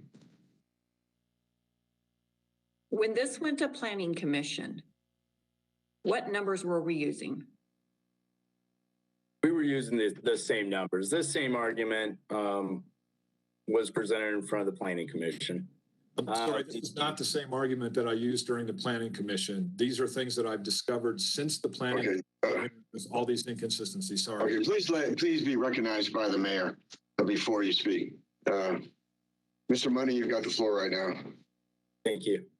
So during the Planning Commission, staff did present the note that you saw at the beginning by Ms. Lamboy, who stated that the maximum density is allowed. And when you have a note like that, the note states that no matter what, and Heather, can you possibly show that again? if you can share it, but there's a note on the GDP said that the maximum number of the houses allowed. If that note was not there, then we would not be having this discussion. But because that note's there, it shows an entitlement of a density that the school district has a more profitable piece of land than what the 3.1 acres would show. And that is, you know, that's up to the, I guess, the ability of the school district to sell as surplus property. And that's never been in dispute since this happened, meaning the school district gets it either to build a school or to sell it as surplus property. And so this note was what was shown to the Planning Commission, along with the argument. The argument of the 3.1 was argued, and it was argued for multiple hours. This was a multiple hour Planning Commission, to which numerous speakers talked about the 3.1. However, we are still stuck with this note that says the developer shall be allowed to build the maximum number of units permitted as indicated in the parcel summary of the sheet. And the parcel summary does say 33. And so that is where the inconsistencies come in. And so I agree with Mr. Mattson. There are inconsistencies in this document, this 1995-96 document. There are inconsistencies, and that's where you resort to code. What is the code of today if there are inconsistencies? And the code of today would allow this. The 33 maximum density would allow this. However, as a council, if you decide 3.1 is what should be here, then that would be, then it wouldn't allow it if council would decide 3.1. But again, there are inconsistencies, and with inconsistencies, you resort to code. Okay. I'm sorry, Mayor Pro Tem, can I let Mr. Mattson speak? Okay. And then I'll go to you. Mr. Mattson, did you need to respond to that? Yeah, I want to apologize again for the outburst. So yeah, I just want to point out that we made a completely different argument. These inconsistencies that I found in the GDP amendment document, I have found since the Planning Commission hearing, the swapping of those numbers, as well as the other footnote that says 3.5 dwelling units per acre. So again, just to say what I said before, I think so many inconsistencies in this particular document, the other GDP ordinance that's written down in words in black and white should be what governs this. Mayor Pro Tem Bergen. Can I ask a question to the developer? Please.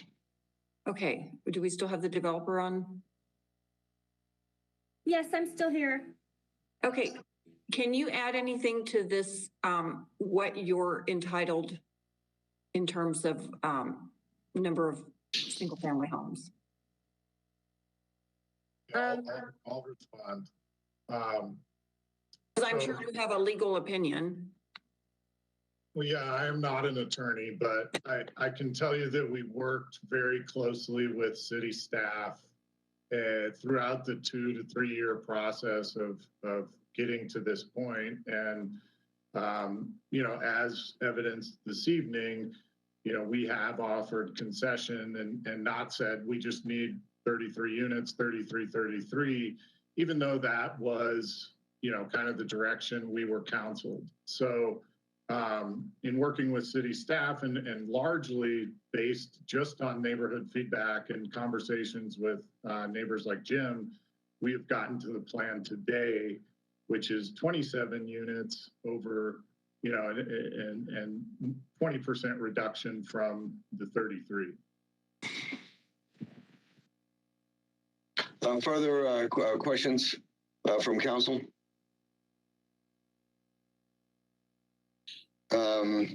Seeing none. Excuse me, Mayor, can I address just one last quick thing that I think is kind of hanging Chad from? Okay, Mr. Mattson. Just it'll be 2 seconds. So the 27 home design shown here is a first seen from us residents, a lot of people on the line here. And then there was one home in particular I noted on there that did not have the additional setback on the rear and the side. I just want to make sure that if council approves the 27 home design, I don't know where things are going, but just that particular property be addressed and be included with the 25-foot setback and 10-foot setback on the sides as well. I don't know why it was excluded, but I just noted that when I was looking at it. Thank you. Very well, thank you. Is there further questions Katie, there is no public input on this, right? The callers? There's nobody on the line. Very well. Okay. Are there any other questions by council members? Seeing none, the public hearing is now closed. A motion. Mayor, may I have a question to the Mayor Pro Tem. I'm in a really difficult position representing this community as the Ward 6 council member. And I truthfully do not want to make a wrong move because I don't know how my colleagues are going to vote, obviously. You know, if I were to make a motion to deny the Planning Commission and it fails, the residents will stand with 30 homes. We have a proposal of 27 homes. So I'm inclined to make that motion to accept a modification. It's almost like Russian roulette for me right here. And so I would suggest there's make a motion first before any further discussion. So, I mean, that's what I'm supposed to do, correct? any council member can make a motion to approve, to deny, to approve with modified conditions, so forth. And so if you're asking for the 27, that would be approved with modified conditions of 27. If you want to approve with 30, but approve I understand. Yeah. Okay. But there is other things. It depends on if you're looking to approve it because you think it's a good design, you think it's something good for the city. That's one reason to approve it. If you're questioning it because of the GDP, the General Development Plan from the 1990s. Council, I am trying to make a decision. It meets a lot of the compliance. I mean, from that perspective, Planning Commission, approved it from that. I think it comes down to how many units are allowed to be in there, and it's been all over the place. Yep. I am just personally trying to make the right decision for everyone involved. I really don't need any more clarification. Okay. Are my colleagues able to discuss, or do I have to make a motion? I think you make a motion, then we'll discuss. God. I think I have to make a motion to not accept the 30 homes that the Planning Commission approved, but to make a motion to accept a modification of 27 homes with all the things that were stated, with the 25-foot rear setback, with the 10-foot side setback, with not removing the trees and shrubs on that one side, with providing additional landscape, additional trees for additional visual buffering. What did I miss? The flashing pedestrian light. All those would be part of the condition of approving 27 homes and not 30. So, Mayor Pro Tem, just to clarify your motion. So essentially you're going to 27 and then all the other conditions that the developer had laid out have to be part of that. Have to be part of that. It can't be just 27 without the other buffering and so forth. Okay, let me refer to our legal counsel. Is that clear enough? She's basically putting two things together. 27 homes, which is not being proposed, but by the applicant, or actually by the appellant. So the number 27, but married with the concessions that the developers was willing to make on top of that, in terms of the setbacks and in terms of the vegetation, landscaping. Am I correct in that? Yeah, and she can do that. I would say that the 27 is a substantial modification. The rest of it is, I mean, they would still have to comply with code on all of the setbacks, the vegetation, the landscaping and all of that, the buffering. But if they've proposed to give proper buffering, then they can, yeah, that can be part of the modification as well. Okay, very good. Okay. Is there a second? Second, Zvonik. It's been moved by Mayor Pro Tem Bergen, second by Councilmember Zvonik, to move to 27, conditioned on the other concessions made by the developer, the applicant. Discussion. Mayor. Councilmember Coombs.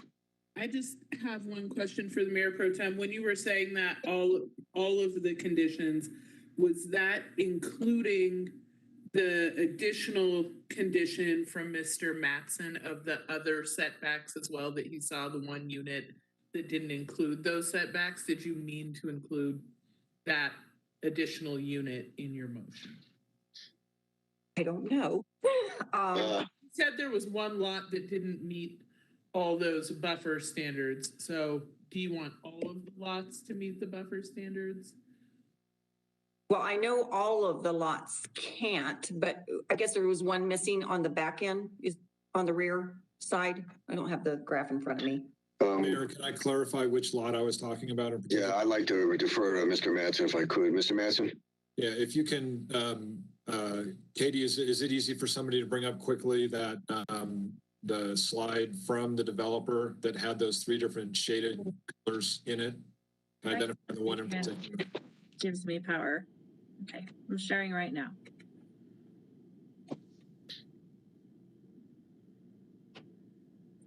It is in the blue lot. It's that one lot that's there, in the midst of all the rest of them. That's the one that kind of drew my eye. The fact that that one was not identified as having the same setbacks as everything else that's around it. And I can give council and Mr. Mattson some background on why that one lot is excluded. There's 2 reasons. One is the property line pinches in towards the site. You can see that it's got like a funny jog. And 2, the street actually pushes into those lots to allow for fire turning radius. So that specific lot, even though the size of the lot is quite big, it becomes very narrow between those 2 pinch points. And adding a 25-foot buffer doesn't leave enough room for, it makes the buildable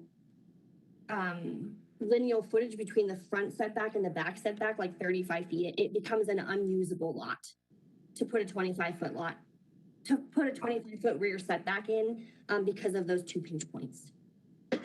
I'm wondering if we can do this right now. If staff could add some detail to what Mayor Pro Tem is asking so that we are clear going in. And then I'll come, and then if I could go through some other issues on the agenda and then come back to this issue. Mayor, I would love to add setback to that one lot, but it does, obviously I just heard it's not possible. It's not possible. Okay. Mayor. Okay, well, I need clarity in this motion. Okay, my motion is for 27 single-family ranch-style homes with a 25-foot setback on those, on the blue ones, with a 10-foot side setback instead of 5, and that's on the which color? The green colors, and with the trees to buffer. Okay, is there any? Well, okay, so there was a traffic light, or what was that called? Yeah, flashing pedestrian light. Okay, is there anything else? Can I defer? Would you mind if I defer to Mr. Mattson for a second? I'm making the motion. Okay, I'm just making sure you got all the details. I don't think we're allowed to do that. Oh, well, okay, if you're clear on what your motion is, we'll go with that. I think I'm clear because I just heard it's not possible. Okay. Councilmember. Okay. Good. Okay. So it's been moved by Councilmember Bergen, Mayor Pro Tem Bergen, second by Councilmember Coombs. No, it was Zvonik. Our Councilmember Zvonik to move item number 13A as at 27 homes. Is there with the conditions as previously expressed. Discussion? Seeing no further discussion, would clerk please call the roll on the adoption of item number 13A as amended? Councilmember Medina, Yes. Councilmember Sundberg, Yes. Councilmember Murillo, Yes. Councilmember Drinsky, Yes. Councilmember Lawson, Yes. Mayor Kaufman, Yes. Mayor Pro Tem Bergen, Yes. Councilmember Gardner, Yes. Councilmember Coombs, Yes. Councilmember Zavonic, Yes. Councilmember Marcano. Councilmember Marcano. Sorry. Yes. The motion passes to approve an alternate site plan with 27 homes, 25-foot rear setback, 10-foot side setback, additional landscape, and flashing pedestrian light. With the clerk now, please read the title to item number 15A. Mayor? I'm sorry. Councilmember Bergen, Mayor Pro Tem Bergen. Can I just please say something? Please. I just want to say this to the residents. This has been really an excruciating process to go through. I completely hear their frustrations of, thinking it was going to be a school site when it wasn't, the inconsistencies that Mr. Mattson pointed out with our, GDP and the UDO and the amended GDP. And I just hope that we never go through this again. I hope that whatever we need to do to tighten up code and to make clear presentations to the Planning Commission and to council happen. And I mean, if I could have not made this thing happen for you, I would have. I honestly felt that I had to go with a concession, a compromise to not make you end up with 30 homes. So thank you. Thank you. Will the clerk now please read the title to item number 15A. Item 15A is ordinance 2021-69, an ordinance of the City Council of the City of Aurora, Colorado, amending section 12230 of the City Code pertaining to special districts. Brief presentation by staff.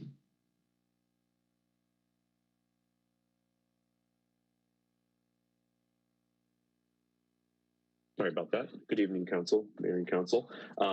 Again, this is an item that we're presenting tonight regarding our Metro District model service plans based on some prior feedback and really some minor updates to address some things before the spring 2022 election cycle. So some of the items that we've got in this update are definition updates, some clarity around maintaining a district website, agreed upon procedures examination, clarity around the annual report, and refinement and clarity around the disclosure notices and meetings. This was passed at the last meeting on the 12/20 council meeting, and this is the second reading of the ordinance for this item. So happy to answer any questions. Thank you. Questions of staff? Seeing none, motion? Mayor. Councilmember McConnell. Thank you, sir. Move to approve 15A. Moved by Councilmember McConnell, seconded by Sundberg. Second by Councilmember Sundberg to approve item number 15A. Further discussion? Seeing none, will the clerk please call the roll on the adoption of item number 15A? Councilmember Lawson, Yes. Councilmember Coombs, Yes. Councilmember Murillo, Yes. Councilmember Drinsky, Yes. Councilmember Medina, Councilmember Marcano, Yes. Mayor Pro Tem Bergen, Yes. Councilmember Zavonic, Yes. Councilmember Sundberg, Yes. and Councilmember Gardner. Yes. The motion passes to approve ordinance 2021-69. Clerk, please read the title to item number 19A. Item 19A is appointment of relief judges to the Aurora Municipal Court bench. Chief Judge Sean Day.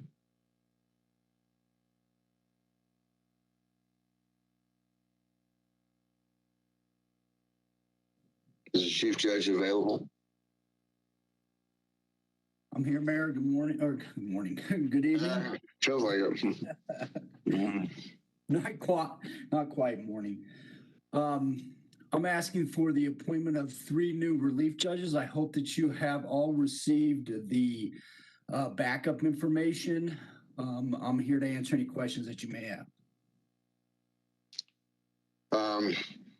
Questions of the judge?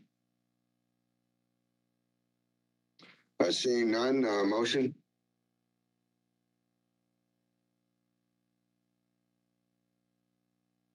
Mayor, Mayor Pro Tem Bergen. motion to appoint Judge Vicky Marie Pace, Charles Peters, and Magistrate Katie Allison. Been moved by Councilmember Bergen and seconded by Kerensky. Councilmember Drinsky to approve the three judges. Discussion. Seeing no discussion, will the clerk please call the roll on item number 15, on the adoption of item number 15A? Mayor Kaufman, Yes. Councilmember Marcano, Yes. Councilmember Medina, Yes. Councilmember Senberg, Yes. Councilmember Lawson, Yes. Councilmember Drinsky, Yes. Councilmember Gardner, Yes. Councilmember Zavanek, Yes. Councilmember Coombs, Yes.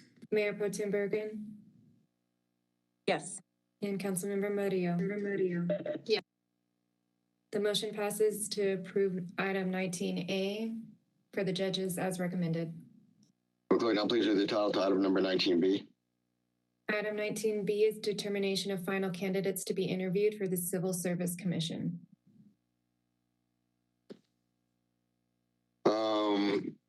Katie, what do we do on this?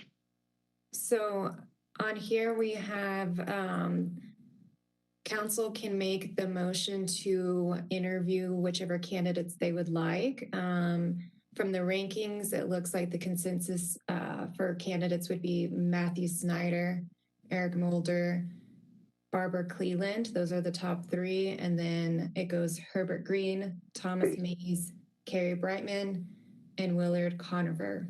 So we just motion in a second for which individuals approve and which dates council would like to interview them. We have January 24th or February 7th.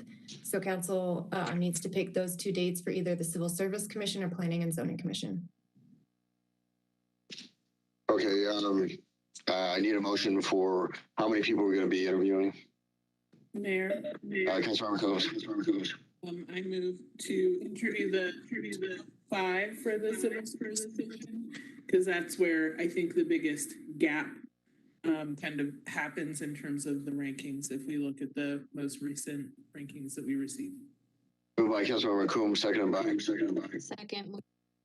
second by Councilmember Murillo to interview the top 5 candidates for planning and zoning. For Civil Service Commission. Discussion. Seeing no discussion, will the clerk please call the roll on the Coombs motion? Mayor Kaufman, Yes. Councilmember Coombs, Yes. Mayor Pro Tem Bergen, Councilmember Drinsky, Yes. Councilmember Gardner, Yes. Councilmember Lawson, Yes. Councilmember Medina, Yes. Councilmember Murillo, Yes. Councilmember Senberg, Yes.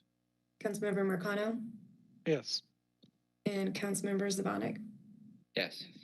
And Mayor, also, can I get direction if council wants to interview Civil Service Commission during the study session on the 24th or on the 7th?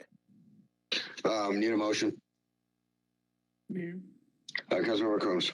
Move to have the interview on the 7th because planning and zoning is already expired. The terms are. I'm sorry, we're on the Civil Service Commission, aren't we? Yes, I'm saying since this is later, I think we should do. Oh, I see what you mean. Okay. Councilmember Coombs has a motion for the 7th of February. For the Civil Service? Yes. Okay. Is there a second? Second, Kerensky. Moved by Councilmember Coon, seconded by Councilmember Jurenski, for the 7th of February to interview Civil Service Commission applicants. Discussion? Seeing no discussion, would the staff please call the roll on the Coombs motion? Mayor Kaufman, Yes. Councilmember Marcano, Yes. Councilmember Lawson, Yes. Councilmember Medina, Yes. Councilmember Zavonic, Yes. Councilmember Gardner, Yes. Mayor Pro Tem Bergen, Yes. Councilmember Murillo, Yes. Councilmember Jurenski, Yes. Councilmember Coombs, Yes. and Councilmember Sundberg. Yes. The motion passes to interview the Civil Service Commission on February 7th.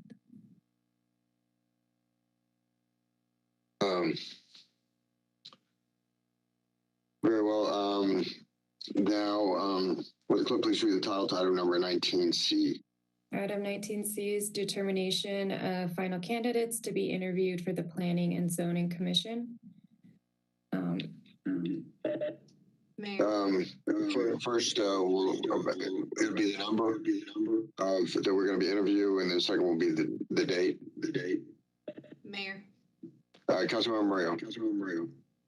To interview the top 4 candidates for Planning and Zoning Commission. It's been moved by Councilmember Mario to interview the top 4. Is there a second? Mayor, Um, I'm not seconding that. I'm asking for on the same guidelines of what we just did for civil service. I'd like it to be the top 5. well, Councilmember Mario has a motion on the floor. It will die for lack of second if there's not a second, and then we'll have to vote on that first. Second. Is she making a substitute motion? Now, then she can make a substitute motion. Okay, so it's been moved by Councilmember Mario, seconded by Councilmember Coombs to interview the top 4. And then Councilmember Jurenski, are you offering a substitute motion? Yes, I am. To 5. It's been moved, substitute motion by Councilmember Jurenski. Is there a second to that? Second. I'm sorry, is there a second? Well, Mayor Pro Tem, seconded. So discussion on the Jurenski substitute motion. Mayor. Councilmember Coombs. Yeah, just there's a similar gap, I think, here with the planning and zoning commissioners as there is with the civil service commissioners, between 4 and 5 versus 5 and 6. And we do have more applicants for civil service. So that would be my argument in favor of just sticking with the top 4. That there's Okay, further discussion on the Jurenski substitute motion. Mayor. Mayor Pro Tem. Okay, so I'm trying to contemplate what Council Member Coombs just said. So yeah, on the ranking, the gap, I guess you're using the gap as the determining factor there instead of just keeping it consistent with the 5 and 5. Right. I mean, it's consistent based on, does it seem like people have similar amounts of support based on their application? Mayor. Councilmember O'Connell. Thank you, sir. Yeah, I just kind of want to echo what Councilmember Coombs said. It looks like we have a gap of 15, or a spread, I'll say, of 15 for the folks we're interviewing for planning and zoning, and for civil service, it would be a spread of 11. So I think that those are both close enough to keep it to 5 and 4 respectively. Further discussion on the Jurenski substitute motion. Mayor. I'm sorry. Murillo. Councilmember Mario. Thank you. Yeah, no, on the 5th candidate, only Councilmember Jurenski rated that particular candidate a 5. Everything else was 3 and below.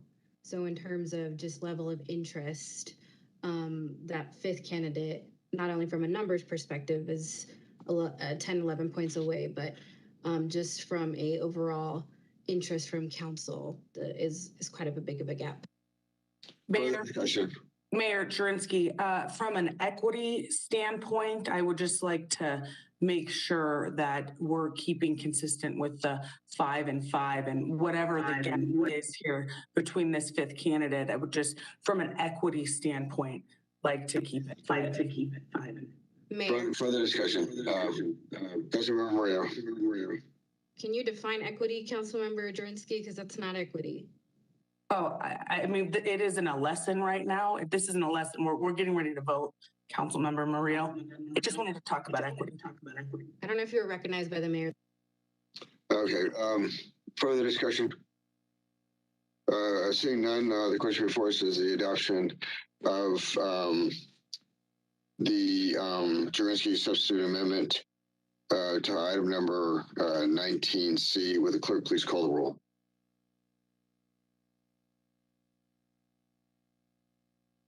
Mayor Kaufman, Yes.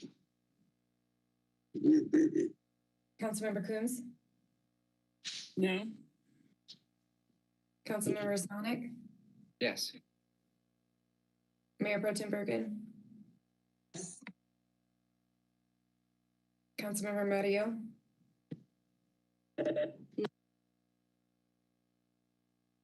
Councilmember Jurenski, Yes. Councilmember Medina. Oh. Councilmember Marcano. No.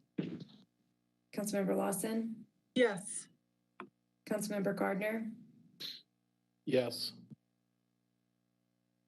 Councilmember Sundberg. Yes. The motion passes to interview for the Planning and Zoning Commission on January 24th for the top 5 candidates. Will the clerk now please read the title to item 19D? Item 19D is consideration to appoint 1 member and reappoint 1 member to the Election Commission. Motion. Mayor, can I have a question on 19D? Councilmember Medina. Yes, Arnie Schultz had an application in for the election committee on April 12th, 2021. Is that good for a year? And why wasn't he considered as part of that group? Just curious. For a year, he did get interviewed, I believe, in the previous cycle that the Election Commission did interviews, and the slate of candidates that the Election Commission chose to interview, his application was not selected out of that. Okay, thank you. Sure. Further discussion. I'm sorry. Do we have a motion? A motion? I'm sorry. Make a motion. Mayor Pro Tem. Motion to appoint Lori Gimmelstein and reappoint Deborah Johnson to the Election Commission. Second. It's been moved by Councilmember Bergen, seconded by Zvonek. Mayor Pro Tem Bergen. I'm sorry, seconded by Zvonek. Councilmember Zvonek to provide a number 19D discussion. Mayor, Councilmember Combs. I'm just wondering, since we didn't get all of the applications in our packet, if similarly to standard practice, we can delay this and get all of the applications in our packet and vote on it at the next meeting. Councilmember Coombs, I believe I can definitely do that, but I believe all the applicants that were interviewed by the Election Commission, they should be in the backup. So you're correct that you didn't receive all of them that we have on file, but it should have all the applications that were interviewed. Yeah, and I think, maybe it's not always consistently this way, but a lot of times we get all of the applications, even if someone wasn't interviewed. Well, is there a motion? Move to delay this until the next meeting and have all of the applications in the packet. Sorry, so Mayor Pro Tem moved item number 19D. Was there a second on item number 19D? Yeah, Zvonek. Okay, Zvonek, and then a substitute motion by Councilmember Coombs to delay to the next regular meeting. Is there a second to that? Second. And seconded by Councilmember Marcano. A discussion on the Coombs amendment, substitute amendment. Mayor. Councilmember Marcano. Thank you, sir. It's just my understanding was that everyone who has an active application gets interviewed and then potentially re-interviewed, depending on the amount of time that has passed. But even if they don't get re-interviewed, their applications are included in our backup. I just want to point out that that was omitted for this go around. And we are re-interviewing or reconsidering folks who've previously applied for both planning and zoning and for the Civil Service Commission. So I just want to see if we can kind of, stick to like a standard process for these kinds of appointments going forward. For further discussion. Seeing none, the question before us is the adoption of the Coombs substitute amendment to 19D. Will the clerk please call the roll? Mayor Kaufman, Yes. Councilmember Coombs, Yes. Councilmember Gardner, Yes. Councilmember Murillo, Yes. Councilmember Sundberg, No. Councilmember Medina, Yes. Councilmember Lawson, Yes. Councilmember Jurenski, No. Councilmember Zvonek, No. Councilmember Marcano, Yes. and Mayor Pro Tem Bergen. No. The motion passes to defer this to the next regular council meeting. And Mayor, if I may just get clarification from council, moving forward, you want all of the applications, not just the ones that are interviewed, in your backup? Okay. And I do believe that all the boards and commissions, they actually select which applicants that they want to interview. So that would be, I think, a larger conversation maybe with a policy committee as to directing boards and commissions on who they have to interview. Agreed. So, may I ask, there was 6 votes to delay?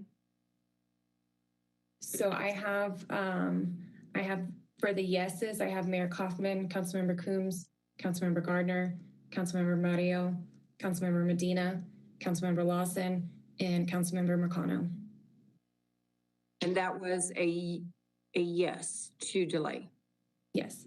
Okay, it just was confusing on the 2 motions. Will the clerk please read the title to item number 19E?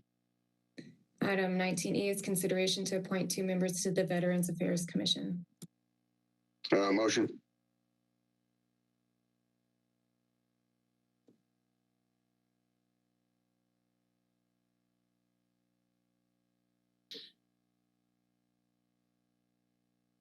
Sorry, Mayor, I'm just trying to pull up the names.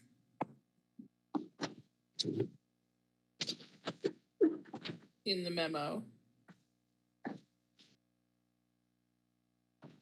So move to appoint Alicia Cooper and Jenelise. It's been moved by Councilmember Coombs, seconded by Second, Mayor. seconded by Councilmember Medina. Discussion. Seeing no discussion, with the clerk please call the roll on the adoption of item number 19E. Councilmember Gardner, Yes. Councilmember Medina, Yes. Mayor Kaufman, Yes. Councilmember Coombs, Yes. Mayor Pro Tem Bergen, Yes. Councilmember Zvonek, Yes. Councilmember Jurenski, Yes. Councilmember Sundberg, Yes. Councilmember Murillo, Yes. Councilmember Medina. I'm sorry, Councilmember Yes. Lawson, Yes. Councilmember Marcano. Yes. The motion passes to approve item 19E. Clerk, now please read the title to item number 19F. Item 19F is consideration to appoint 2 members and reappoint 3 members to the Citizens Water Advisory Committee. Motion. Mayor. Mayor Pro Tem. Motion to appoint Janet Marlowe and Jay Campbell and Richard Eason to the Water Committee. It's been moved by Mayor Pro Tem Bergen, seconded by. Actually, I think I'm missing people. Oh. You are. Go ahead. Why don't I defer to Councilmember Coombs? Okay. Move to appoint Dennis Deschant and Daniel Wildrich and reappoint Janet Marlowe, Jay Campbell, and Richard Eason. Moved by Councilmember Coombs, seconded by Mayor Pro Tem Bergen. Okay. Discussion? Hey, Mayor. Discussion. I'm sorry. Sorry about Councilmember that. Medina. I just had a question about how come Ward 3 didn't have anybody? Just curious. They don't like water. Nobody likes water in Ward 3? I guess. Okay, further discussion? Mayor. Councilmember Coombs. So just to Katie, were there any applicants from Ward 3? I believe Marshall Brown is on here. Let me double check the backup and see, you know, I have quite a few of these members that are applying and interviewing. So let me double check for you.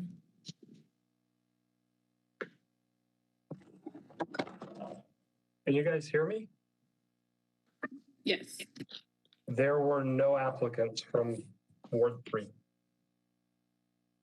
Thank you, sir. Yep. Okay, question for us is there further discussion on item number 19F? As seen on the question before us is the adoption of item number 19F. With the clerk, please call the roll. Mayor Kaufman, Yes. Councilmember Lawson, Yes. Councilmember Sundberg, Yes. Councilmember Gardner, Yes. Councilmember Marcano, Yes. Councilmember Zvonik, Yes. Councilmember Drinsky, Yes. Mayor Pro Tem Bergen, Yes, sorry. Councilmember Medina, Yes. Councilmember Coombs, Yes. and Councilmember Murillo. Yes. The motion passes to approve item 19F. Reports. Report by the mayor. I just want to say that Aurora does an extraordinary job in terms of remembering the legacy, the contributions of Dr. Martin Luther King Jr. And we have a week-long celebration, actually, that will go into Monday. And I would encourage all of our residents to go to auroragov.org for a complete calendar of events and to participate. Councilmember Lawson. Yes, and thank you, Mayor, for stating that. Yourself and I went to the interfaith service at Heritage. It was a wonderful start to the MLK event. So that was a fabulous event. It is on Facebook, so if anybody wants to check it out, they should. Mayor, I want to go ahead. I'm going to be appointing George Peck as my CABC appointee. So I want to make sure that that's out there for my second appointment. I did get appointed again for the fourth year for the NLC Transportation and Infrastructure Committee. So I'm on that committee as of this month. And let's see. Pfizer update, the federal update, Congress returns to DC this week. The Senate is expected to focus on voting rights legislation as the president's Build Back Better social spending proposal is placed on the back burner. Senate Majority Leader Schumer has threatened to consider reforms to the filibuster if the voting rights legislation fails to move forward. As far as the state update, the state legislative session begins on Wednesday. The General Assembly is expected to have another busy session. High on the agenda are healthcare, housing, homelessness, and crime. The legislature will also deal with recommendations from interim task force committees that were held over the summer that focused on behavioral and mental health and continuing the economic recovery from the pandemic. So that's all I have for an update, Mayor. Councilmember Gardner. Thank you, Mayor. The only update I have is similar to Councilmember Lawson. I was reappointed to NLC's Finance Administration and Intergovernmental Relations Subcommittee for the year 2022. That's it. Thank you. Councilmember Drinsky. Yes, this past Saturday had a fundraiser for officers Tony Green and Reggie DePass, two Aurora police officers whose homes burned down in the Marshall fire. It was fantastic turnout. I want to thank Councilmember Sundberg for donating all of the spaghetti for the spaghetti. I'm sorry, what? No, great, thank you. Well, and I also wanted to thank you, Mayor, the city manager, and the chief for attending this event. Each officer left with a little over $5,000. So it was pretty immediate help for these officers who did in fact lose everything, where they weren't able to save anything from their homes. The past couple weeks, I have attended briefings in all 3 police districts that we have in Aurora. I have spent a lot of time talking to officers and am still committed as I have ever been to making public safety a main priority for me in this city. I am gathering a lot of feedback from officers, and I am listening. And then just today, I would like to talk about Officer Oliver out of District 1. Just today at roughly 3:19, District 1 patrol responded to a stabbing call with a suspect description and location. Officer Oliver was Johnny on the spot and apprehended the suspect who had the knife and provided an incriminating statement. The victim was transported to the hospital by the victim's wife. Preliminary information revealed the suspect stabbed his father in the stomach, who was rushed into surgery with a poor prognosis. The wife and mother refused consent to search process the apartment crime scene. Detectives responded to finish the investigation, as well as victim services responded. So Officer Oliver out of District 1, I want to thank you for being Johnny on the spot today and hopefully saving a life. I hope to get an update on the prognosis of the father. But Officer Oliver, thank you. You are a true hero in Aurora and in your everyday work. To all Aurora police officers, I want to thank you for the work that you do, for continuing to be out there every single day and put your lives on the line. I support you. I respect you. Officer Oliver, I will be by soon with some gift certificates from Councilmember Sundberg and I. That is all I have. Thank you. Councilmember Zalami. Yeah, speaking of public safety, this coming Thursday from 9 to 10:30, we will hold our first public safety committee meeting, and we will be hearing from the police department, the fire department, dispatch, all of the departments that report up through public safety, and get an overview of attrition, where they stand for 2022, what are their priorities, and then also get a recap of 2021. And then next Thursday from noon to 1:30, we're going to have our kickoff of the red tape reduction ad hoc committee that we all formed earlier this year, I guess later at the tail end of last year. And the goal will be to start to develop a plan for that committee, and with the hope of reaching businesses throughout the city and organizations to have a clearer understanding of things that we can do with regards to fees, regulations, and rules to make Aurora the most business-friendly city in the state. So I would ask that each of you, I know there's 5 of us who are going to be serving on that committee, but each of you who are not on that, I would, if you have the time, encourage you to attend that initial meeting to help us as we set the plan for that committee going forward. That's all I have. Councilmember Murillo. Thank you, Mayor. I have my first town hall on the 27th at 6 p.m. So I wanted to just make an announcement on that. I am looking forward to all of the MLK celebrations that are upcoming on MLK Day.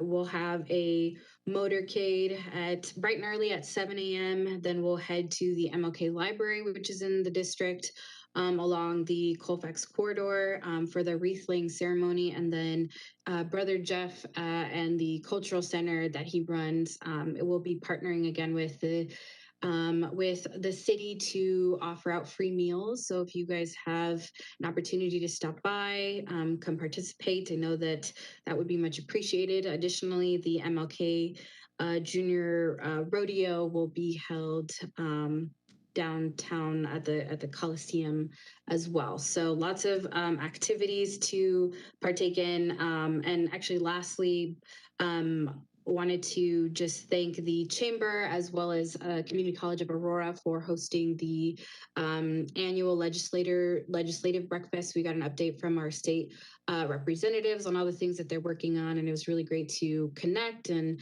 in person, and especially with the new leadership, new president out of CCA. So really great to network and connect with everyone. Thank you. Councilmember Sundberg. I want to thank Councilmember Jurinsky again for holding that great fundraiser for the Aurora officers who lost everything in the fires, all those volunteers, and put a shout out to Launchpad Brewery for donating beer to that thing and for always stepping up and donating in the community. Thank you, Launchpad Brewery. I have a town hall myself at the Beck Center, 6:30 p.m., January 20th, and the topic is going to be neighborhood watch groups.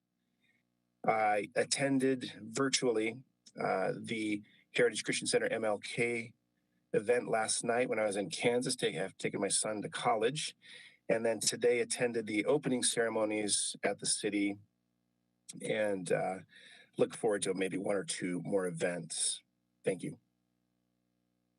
Thank you. Councilmember Medina. Thank you, Mayor. Yes, like most everybody else, I have my first town hall on February 2nd at 6 p.m. at the Aurora Community College. I will also be meeting with Joshua McDonald with the Police Community Engagement to look at projects to start in Ward 3 to look at engaging the community there. And then also be meeting with Carice with the community engagement to look at strategies and ways to better connect with the community. So that's all I've got. Councilmember McConnell. Thank you, Mayor. Our next Ward 4 meeting is Thursday the 13th at 6:30 p.m.